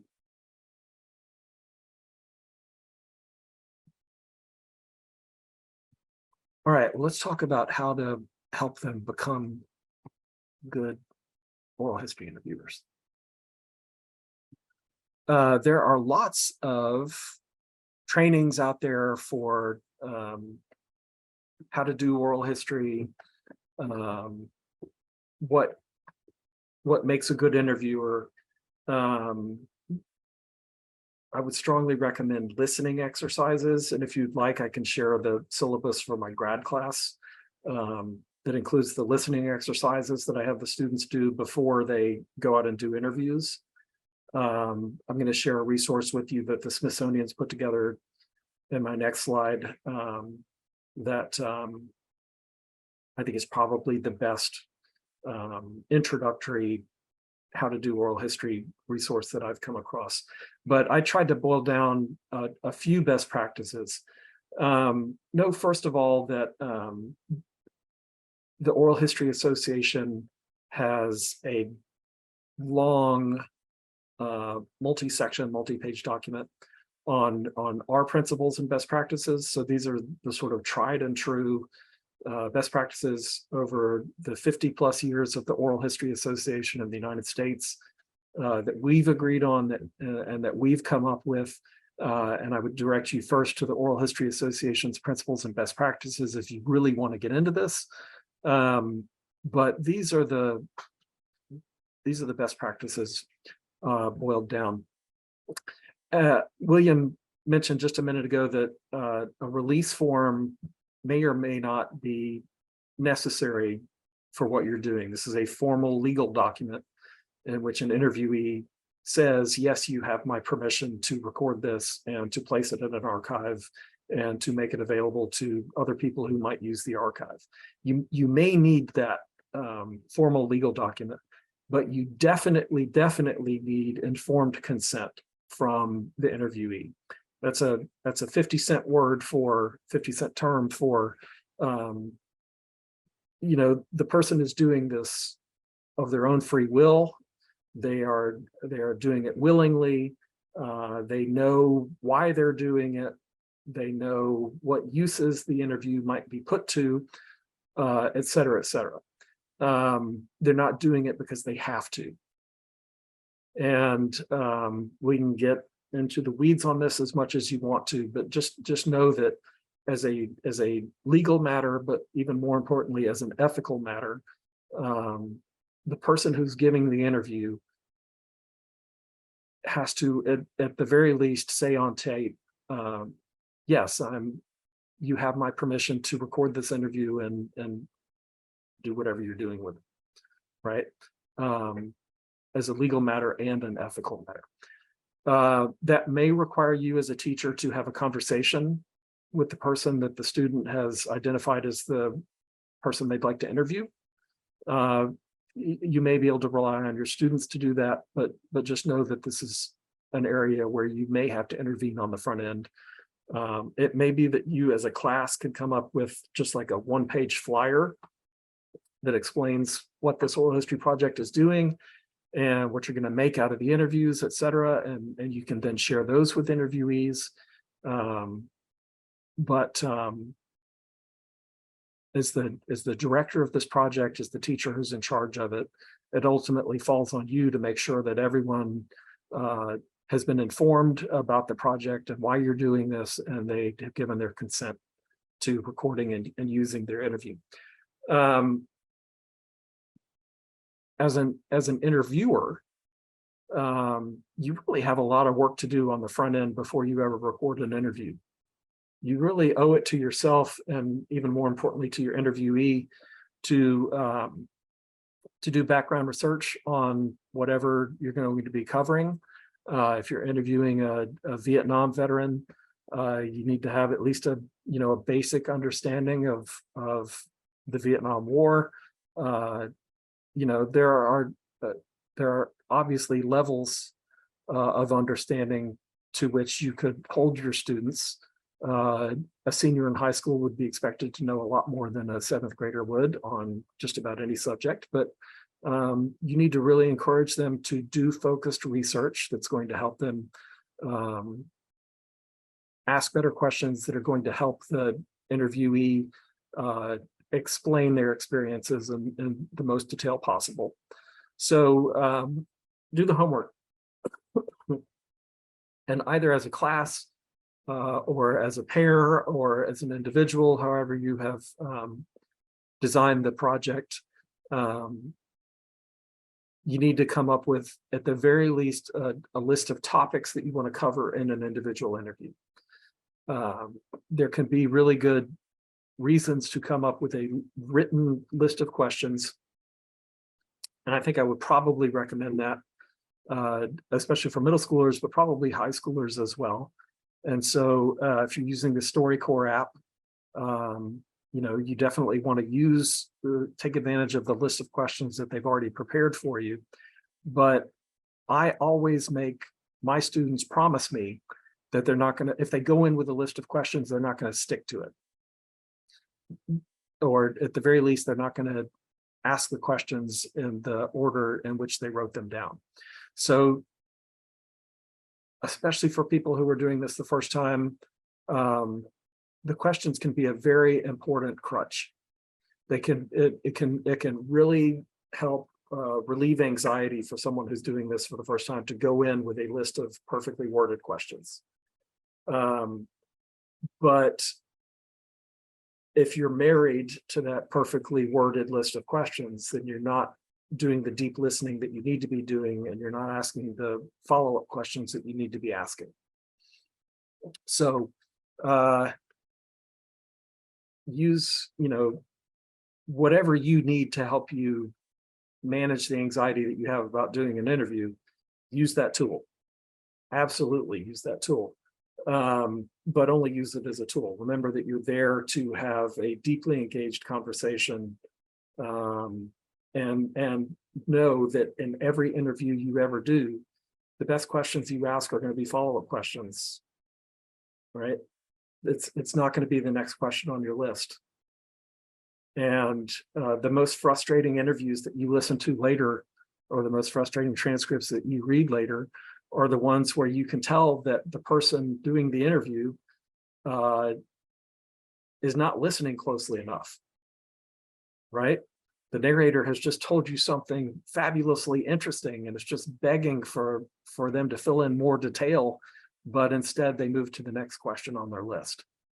So again, there are good reasons to go in with a list of questions, but don't be married to them.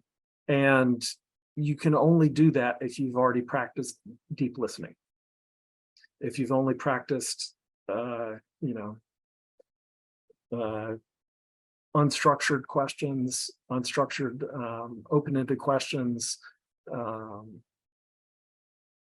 you're serious about, being more empathetic and having a deep connection with the person that you're interviewing, right? So if I were training, I've already told you, when I train my grad students to do this, we go through listening exercises, and I'll share them with you, but they have to do with how an interview differs if you ask open-ended questions or highly structured questions, these sorts of things. I have them analyze other interviews. I have them look at other interviews online and listen to other interviews online so that they get a sense of other people's interviewing styles, and we critique those and see what works for them and what doesn't. And so they've thought a lot about these issues before they go in and do an interview, right? You may have that luxury or not. And at the very least, you want to come up with some sort of listening exercises that allow your students to have some practice, some experience doing this before they actually go in and do an interview. So in the interview itself, once you have everyone's decided on the kinds of topics that they want to cover, you know how to work your recording device, everything else, you go in, you turn on the recorder. It's really important, and this seems so obvious that when you say it out loud, it seems dumb, but you have to start with an introduction. If you don't and you listen to it later, you're going to kick yourself. But you have to start with just a basic introduction that I'm Todd Moye. I'm from the UNT Oral History program, and I'm here interviewing Elizabeth Fry about her experiences with Humanities Texas. She has been in such and such a role with Humanities Texas since such and such a date, and we're going to be talking about that today. You know, where are we? What's the date? Who am I talking to? What are we going to be talking about? You do that for a few reasons. One, the person who listens to this later needs to know at the beginning of the interview what the interview is about. More importantly, though, I think you're setting a tone for the conversation with your interviewee that this is a different kind of conversation. This is it's a historical-minded conversation that is not just a chat. We're not here just to chat. We're here to do something a little more serious than that. So emphasize that with your students. I really try hard to emphasize the importance of open-ended questions, because it's very easy to signal to an interviewee what you want the answer to be to a question if you're not careful, when that's really not the purpose of your interview. The purpose of the interview is for them to explain the world as they understand it. And you do that by asking them the most open-ended questions you can, and then following them up. I think it makes sense to think of what you're doing with the image of a funnel in mind. So you ask a big, broad question first, and you narrow down with details. The oral historian Studs Terkel said he always thought of an oral history interview as a jazz performance. And so, not all middle and high school students would understand what he means by that, but he means that you go in with a kind of basic structure in mind, but you embrace the possibility to improvise within that structure. as much as possible, and you're improvising based on what the person's telling you, right? And so when he says improvise, he's talking about asking follow-up questions based on what he's hearing from his interviewee. That may be too high concept for middle and high school students, but I mention it to you just because I think it's an interesting way of thinking about how we do this. So if you've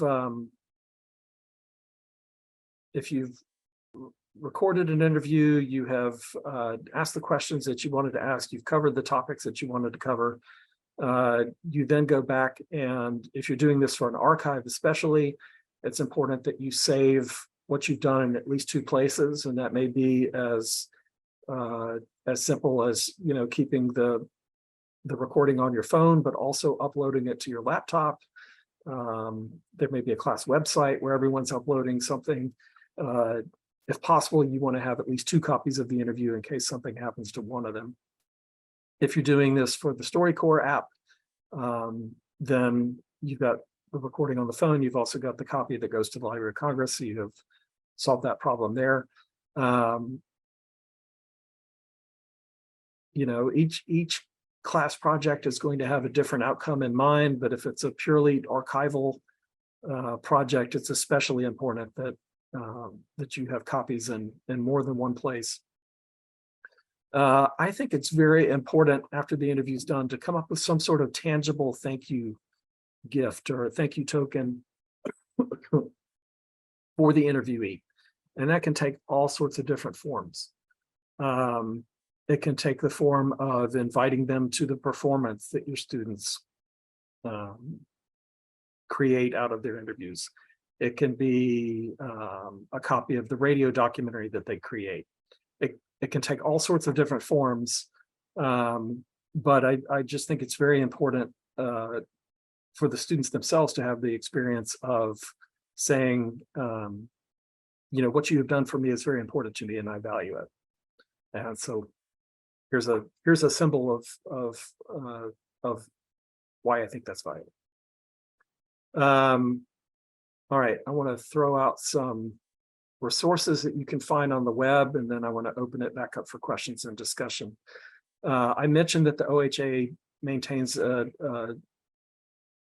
living document. It's actually now a suite of documents that we call it Principles and Best Practices. We also have a specific document for oral history education. And I think you'll find the resources there helpful, although when I went and looked at this last week, I noticed how dated it was and how many of the links have died, et cetera. So we as an organization need to do a better job of maintaining this and keeping it up to date. But one thing that I do know is up to date in the oral history and education section is the Principles and Best Practices for Oral History Education, which is just a little 2 or 3 page PDF. I don't think I've said anything today that would conflict with what you would find in that pamphlet, but in fact, I really hope I haven't said anything today that would conflict with anything you would find in that pamphlet, but just good, solid, tried and true best practices for using oral history in the classroom. Glenn Whitman is a teacher in Maryland, I want to say, a private school in Maryland, but he's provided a case study at the Oral History in the Digital Age website that I've linked to here for oral history projects that he's designed for his students that I think can be useful for you. And I think I mentioned this earlier, the Smithsonian's How to Do Oral History Guide is the best introduction that I've come across. You'll find lots of these on the web. They're all helpful, but they're all pitched to different audiences. This is pitched to the amateur historian. It's basically the expectation for this one is that you want to learn how to do oral history so you can interview your grandparents and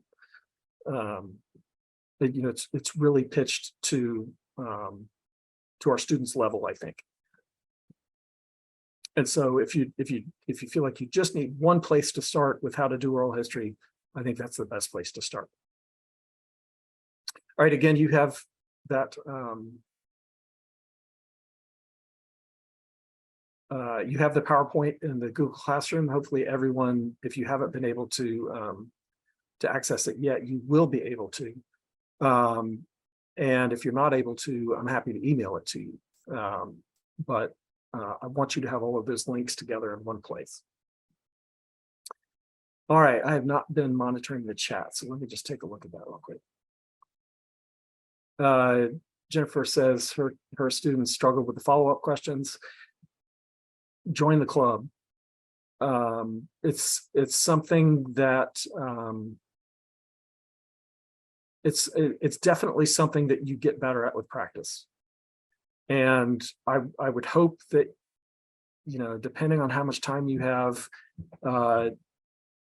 if you can assign more than one oral history and you can assign some form of critique after the first one, you will see so much improvement from the first one to the second one. It's incredible. I know that's a luxury that not everyone has. And it's going to depend a lot on how much time you can devote to these sorts of assignments. But if you possibly can, in my grad class, we spend weeks on peer critiques after the first interviews. So listening to the interview that you've done yourself can be a very humbling exercise, but it's really educational. And it's the best way to teach someone how to be a deeper listener and to ask better follow-up questions. So, Jennifer, I think it helps to, to tell people at the beginning, you need to think, you need to be listening to what the person is saying and just being really present and really deeply invest in what they're saying so that you will ask follow-up questions. I think it's important to say that at the beginning. But the only way to improve on this is to keep doing it. Anyone else have suggestions on that topic? Mary says she hasn't practiced with silly subjects. Right? If you can get someone to just keep talking about the subject, and getting more comfortable with the silences in between. It gives them time to think of follow-up questions. That's part of it as well. And then you can let them loose on something that's a little more academic or a little bit more serious as a subject. I think that's great advice. And that's what I have in mind when I talk about listening exercises.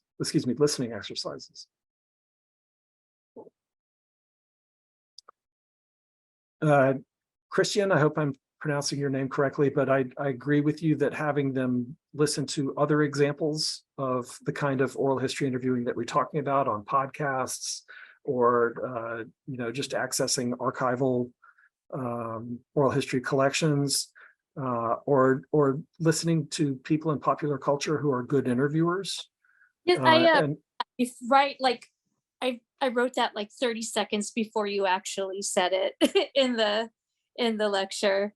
But I said it because I forget what you had said, but I listened to a ton of podcasts, and it wasn't until I listened to someone that did the interview really well that I realized, and I had in the back of my head been critiquing a lot of them because it seemed like they didn't listen well, and they talked like even people that personalities I really like frequently talk too much and they don't listen.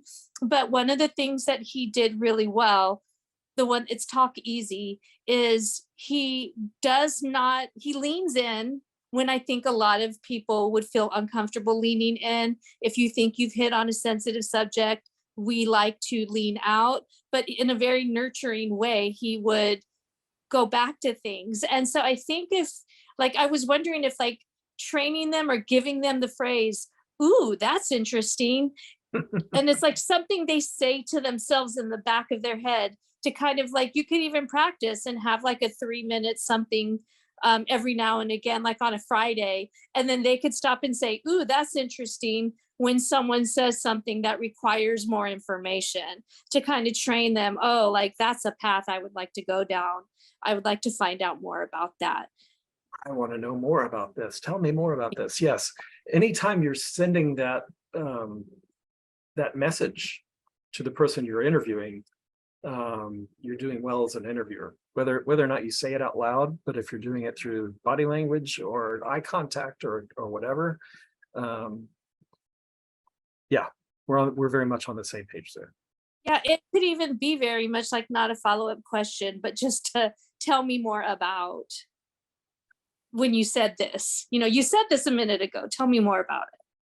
I mean, that's a great follow-up question. That's a good one to go in and, you know, your toolkit with, and pull that out periodically.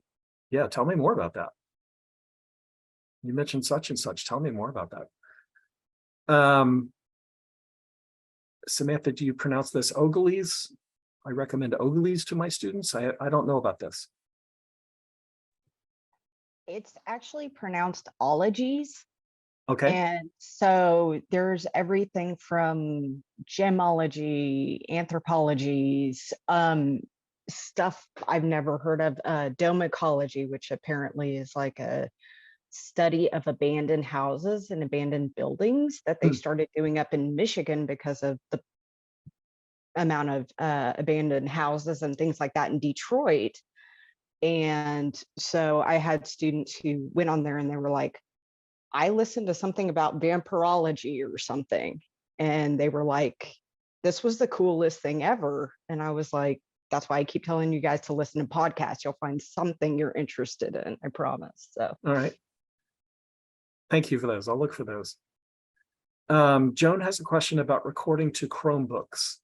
I have not had students do that, but I know that it's possible.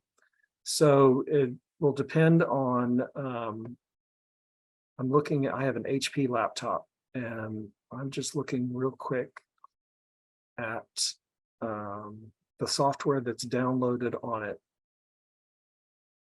There is surely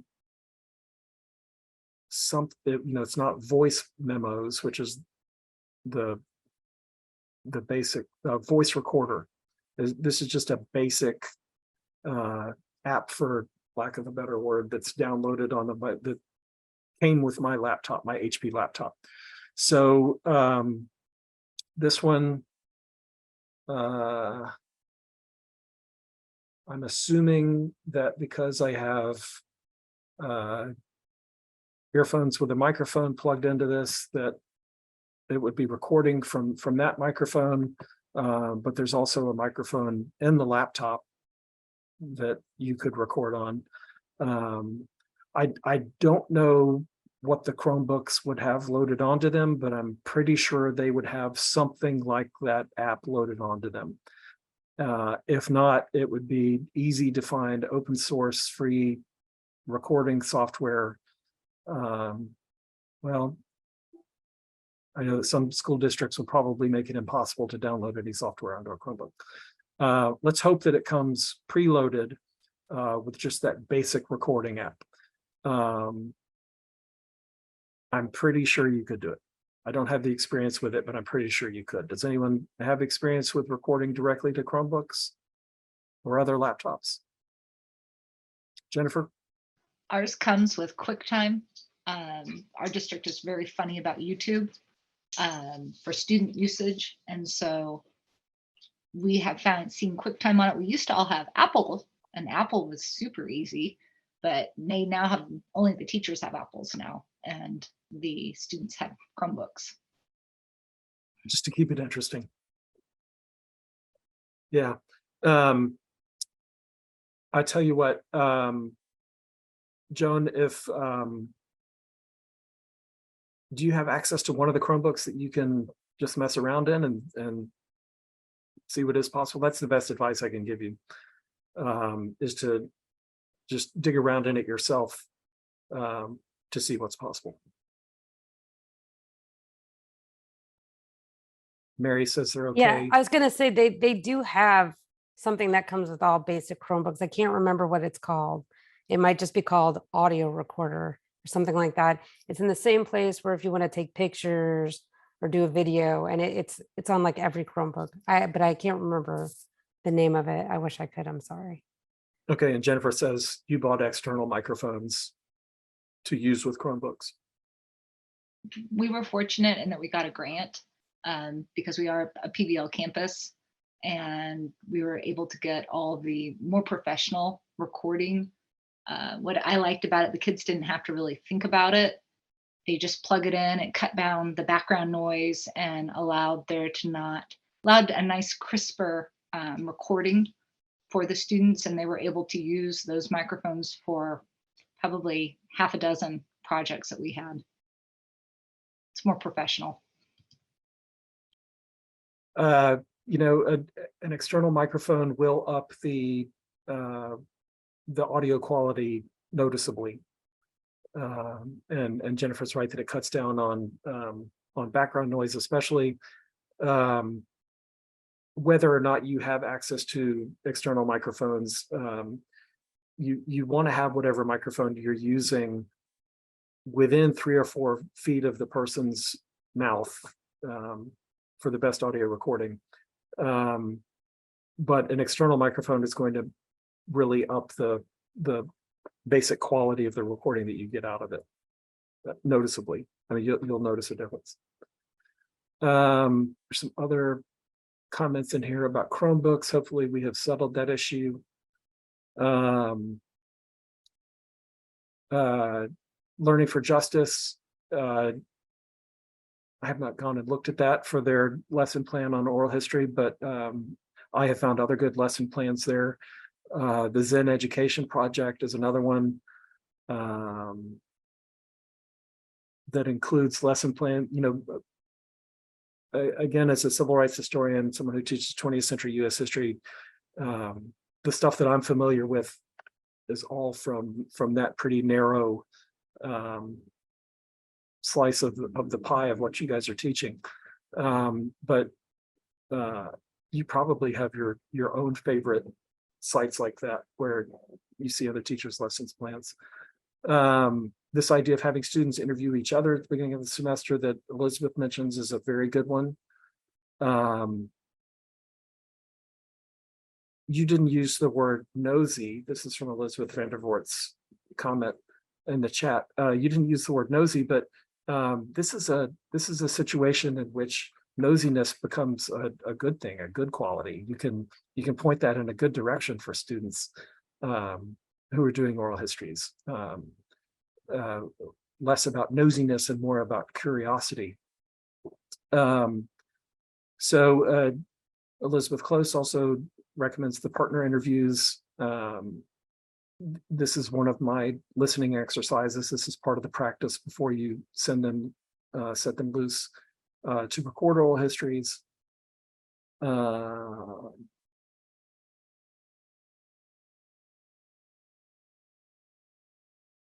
Question, could you make a YouTube video but with the camera blocked? I'm sure you could. I have not had the experience of recording directly to YouTube, but you'll find lots of examples on YouTube that are audio only. I don't know if they were, surely some of them were recorded with video and then they, you know, sometime in between the recording and the upload to YouTube, they blocked the video, so I would assume that's possible. And then Erica actually answered that question. I should read all the comments before I comment on them. What else has come up? What other questions do you have?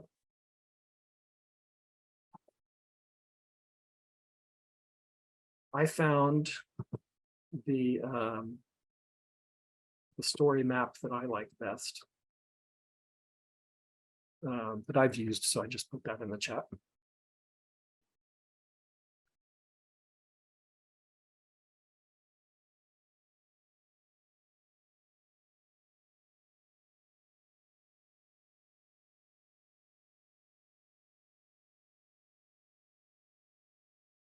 What else is on your minds?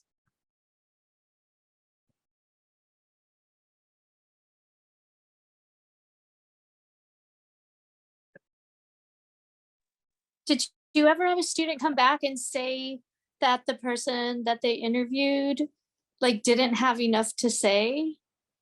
Oh, yeah. And what do we tell the kids about that if that happens? Yeah, there can be a lot of reasons for that. One of them is that they probably just weren't a good choice to interview in the first place. I have found that oftentimes it doesn't become apparent until it's too late. But oftentimes students approach someone and say, I have to interview someone for my history class. Can I interview you? Otherwise, I'm going to get an F in this assignment. And the person says yes. Well, that's not a good enough reason to interview someone. That person may or may not, have something to say about the subject that is the focus of this project, and may not be doing it because they really have a story that they feel strongly about sharing with the world, but because they need to help the student pass this assignment. In my experience, at least, oftentimes that's the reason that the interview ends up the way it does. It can end up that way simply because the student is too nervous to ask questions, or feels like there's too much of a power imbalance for them to ask questions of this person. Elizabeth Vandervoort is right. So, if you're not in the right frame of mind to do this, or you're just in a bad mood that day, that can make for a very curt interview. And so you can try again. There are lots of if an interview doesn't turn out well, there are lots of reasons for it. At least a lot of potential reasons for it. Sometimes you just take the L as a teacher and say, well, not everyone's going to excel at this. Not all the interviews that we get out of this are going to be worth saving and sharing. But if there is a way to have the student redo the assignment and either re-interview the person or find someone else who's better suited for this particular assignment, that would be my recommendation. Yeah, but again, my batting average is not 1,000 on these assignments. It's far from it. Well, another thing I was going to say, I'm sorry to interrupt you, but okay. Also like making it more casual, like don't go in and all of a sudden start asking the questions that have to do with the subject you're talking about. Ask them something that opens them up first, how's your day? What's going on? To give them some warm-up questions before you start hitting them with whatever the subject is, especially if it's a tough subject, like, asking somebody who was in a war about the war. They're not exactly like, hey, let me tell, well, most of them aren't like, hey, let me tell you, this happened and this happened, so Yeah. you might have to go into it slowly. You have to warm them up, but you also have to earn their trust in that situation. They don't know you those stories. You may or may not earn them, but you do have to earn that trust. And so the work that an interviewer puts into earning that pays off during and after the interview. You may decide that you don't want students interviewing veterans of war. You have other subjects in mind that may or may not require them to earn that trust. Certainly not every immigrant to the United States wants to share their story of how they got here. But you in all cases, you have to earn it. You might have already earned it before you ask the person. But in all cases, you have to earn it. This comment about interviewing over Zoom in the chat is a great one, and I didn't cover that using recording technologies, but it has made all sorts of interviewing that was difficult or impossible before pretty easy over the last 3 years. So, I said local is better when you're coming up with a project design. The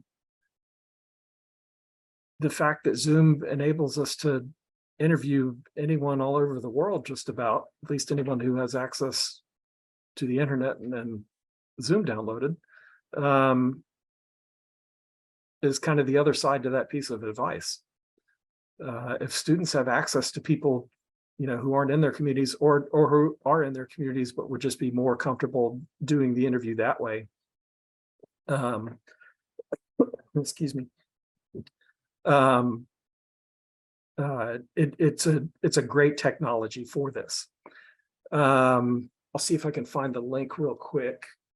My colleagues at Baylor came up with a short list of best practices for remote interviewing like that.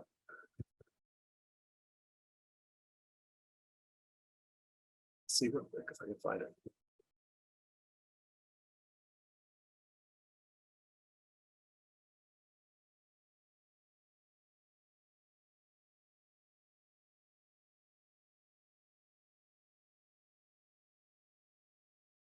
So this is a link to a webinar that they put together early in the pandemic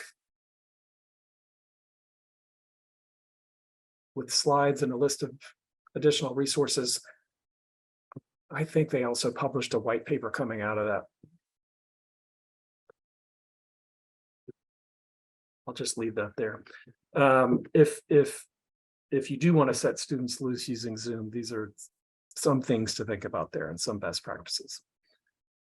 Elizabeth Close says the ordering of interview questions was easily the hardest thing to get across to students who want to start with the basic introduction to less serious topics to cover. Again, Elizabeth, I could argue that both ways. To a middle schooler, the question, what sports did you play as a kid, matters. And depending on the interviewee, it could be a decent icebreaker.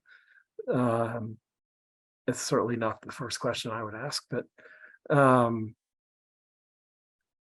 we're always trying to balance, we're trying to meet students where they are and get them somewhere else, right? Pull them across whatever line you're trying to get them across. And that's always a balancing act. But this last point, the teacher guidance, it does pay off. The more hands-on you can be with students before they start interviewing, the more classroom discussions you can have about what kinds of questions are good questions to ask. Those are investments that pay off. So, hopefully you have the luxury of time that will enable you to do that. I know that not everyone will for every project. But the time you can put in on the front end with listening exercises and classroom discussions about what we're really trying to do here, the more time you can spend on that, the better.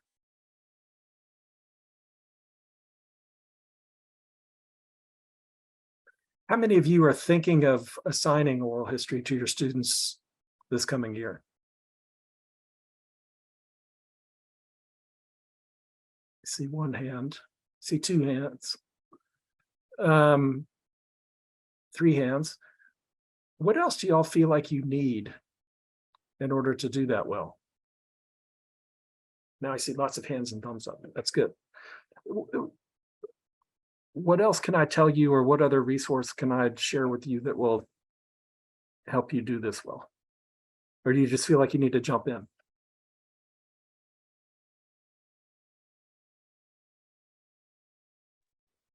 I think it's tough in the world climate we're in sometimes to get into these things without making some parent or some administrator, somebody not happy with whatever it is that you want to do. So I think that is a challenge for all of us. It absolutely is.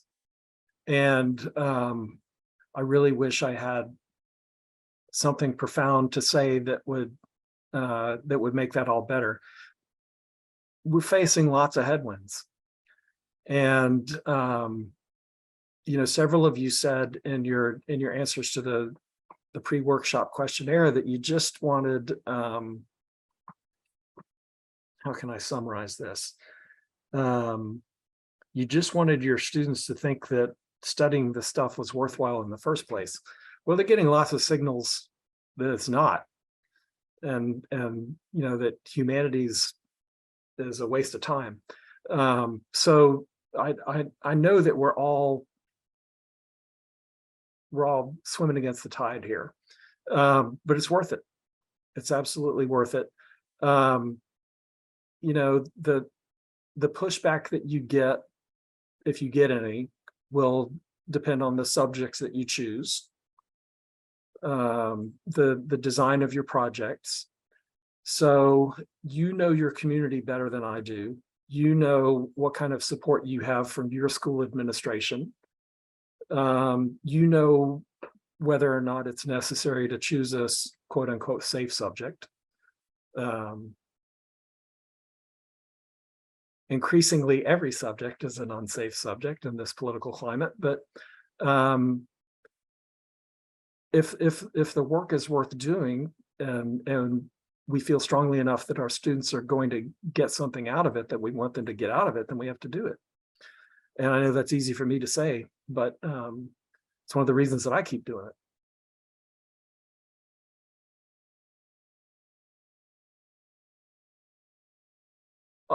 Again, you understand your school's climate a lot better than I do. So you have to design a project within the parameters that are set by that climate. Samantha, your hand is raised. Did you have something to add? No, I think I just forgot to unraise it. I'm sorry. That's okay. That's all right. Anyone else who said that you're planning on using oral history in the classroom this year, having your students do oral history in the classroom? Is there anything else we can talk about, or are there any other resources that you need to feel like you can do that well? I would just like to pose a question, since a lot of y'all are in the history departments. I know someone mentioned early on, I thought it was great, since I'm in the English and doing the ELAR, connecting migration stories with Homer's Odyssey. If anybody else had any other ideas about connecting, kind of doing an interdisciplinary thing. We're a small school, so we know exactly what the kids are working on with in their other classes. So if y'all have had any other experiences or ideas, I would greatly appreciate that. Jennifer? I have a very unique and special school. It is a public school, but it's a school of choice within Comal County. It's one of two, the early college, and then we're a college preparatory. Again, a small school. And I co-teach with a history teacher for freshmen, so geography, and the same teacher for, he does AP World and I do pre-AP English, but we both know each other's topics very well. And he's actually on another Texas Humanities class I'm taking next week. We do this together. The big thing is it's easy for him because oral history is history, and it is trying to find those connections. But I'm thinking about, when I was listening, we do freshman read. It's To Kill a Mockingbird every single year. That's a freshman book. And I was thinking about the oral histories, because we talk about Jim Crow and we talk about those things, but I'm like, how much nicer, not nice, to listen to these people's experiences. Because a lot of my kids don't understand To Kill a Mockingbird. We're primarily, north of San Antonio, primarily military community. They don't understand the overt, to me, it seems overt racism, or actually the hidden racism that you read about within To Kill a Mockingbird.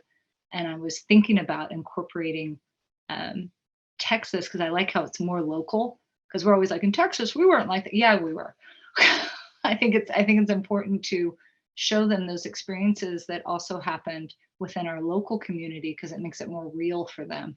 That is normally our trials project, where we go through different trials, whether it's Brown versus Board of Education, or I'm trying to think, We do different things of discrimination. We have to be careful because of the community we're in, but we're allowed to do, you know, what is it, LaFleur versus Cleveland Board of Education, where it's, you know, this woman is fired because she's pregnant. There's various ones that we look at, and that as an English teacher is an easy fix. As for sophomores, I think of Lord of the Flies. You can talk, I mean, it totally coincides for me because of when it was written, World War I and World War II narratives, and those oral histories from that part. But I'll be quiet. I could talk about this all day. Thank you I- so I was much. thinking- Once you figure out a way to teach Jim Yeah. Crow in Texas, introduce them to Juan Crow and try to get that Yeah. concept across, because that's even harder. Sorry. I was thinking of the Grapes of Wrath with the migration story also, because we teach, when I do the Dust Bowl, I utilize Woody Guthrie, and a lot of his songs are about the fact that California was not welcoming to the people that were trying to get there and that really desperately needed it. They were not welcoming. I'm not saying every migrant experience is going to be like that, but if they are doing Grapes of Wrath anyways, it might be a good time to do that. I thought it would be fun for fictional writing too, like students could write. Because I earlier on in this, I wrote a note to myself to talk to my ELA teacher about the kids picturing 30 years down the line and writing a historical text, either textbook or whatever they think history is going to be, based on their life, like that they've done something. And I'm running out of juice, but maybe like they could write a fictional oral history of something that, you know, from their life that they imagine might happen. That could be fun. Thank you guys. I absolutely love those ideas, and like teaching Brown and things like that. Totally going to bring that up because I'm transitioning. I'm doing alt cert, so this is my second year going into this, but I was a lawyer for 12 years. I still am technically. Oh, wow. So my kids are like, yeah, if they have questions about learning about Brown, if they're reading about it, they come to me because they're like, you know this. I was like, yes, I know this. So that would be great. So thank you guys for the ideas. And all the stuff with World War I and World War II, there's a ton of books. I know middle school, I don't know about high school, guys, so sorry about that. But I mean, I know, you know, when they read Knight and Anne Frank and all of that, there's always that instant connection that you can find with, there's a lot of World War I, World War II stuff online as well.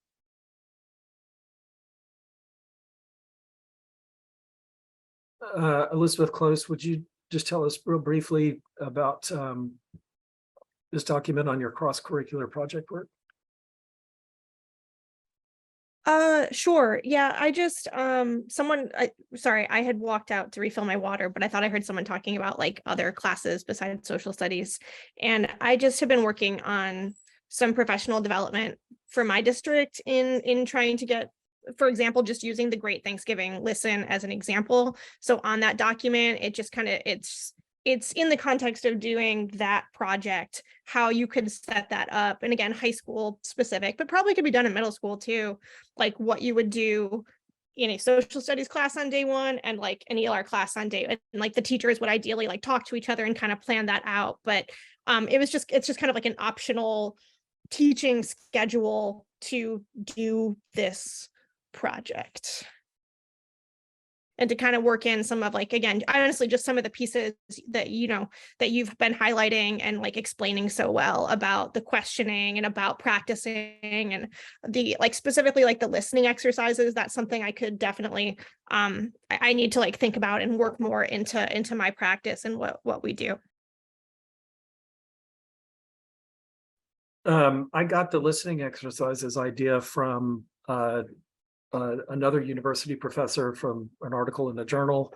I will share the syllabus for my graduate seminar through the Google Classroom so that you have that. But just know that those are totally adaptable. Some of those will make sense for your students. A lot of them won't. And I hope you'll be able to read between the lines and see exactly what skill I'm trying to help them develop with each exercise.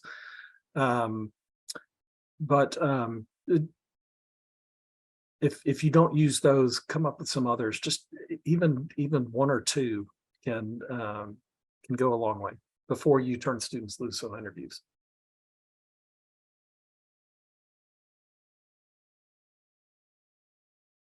All right. That's all I got for the workshop, but I hope that we will continue this conversation. Anyone who's interested in doing it.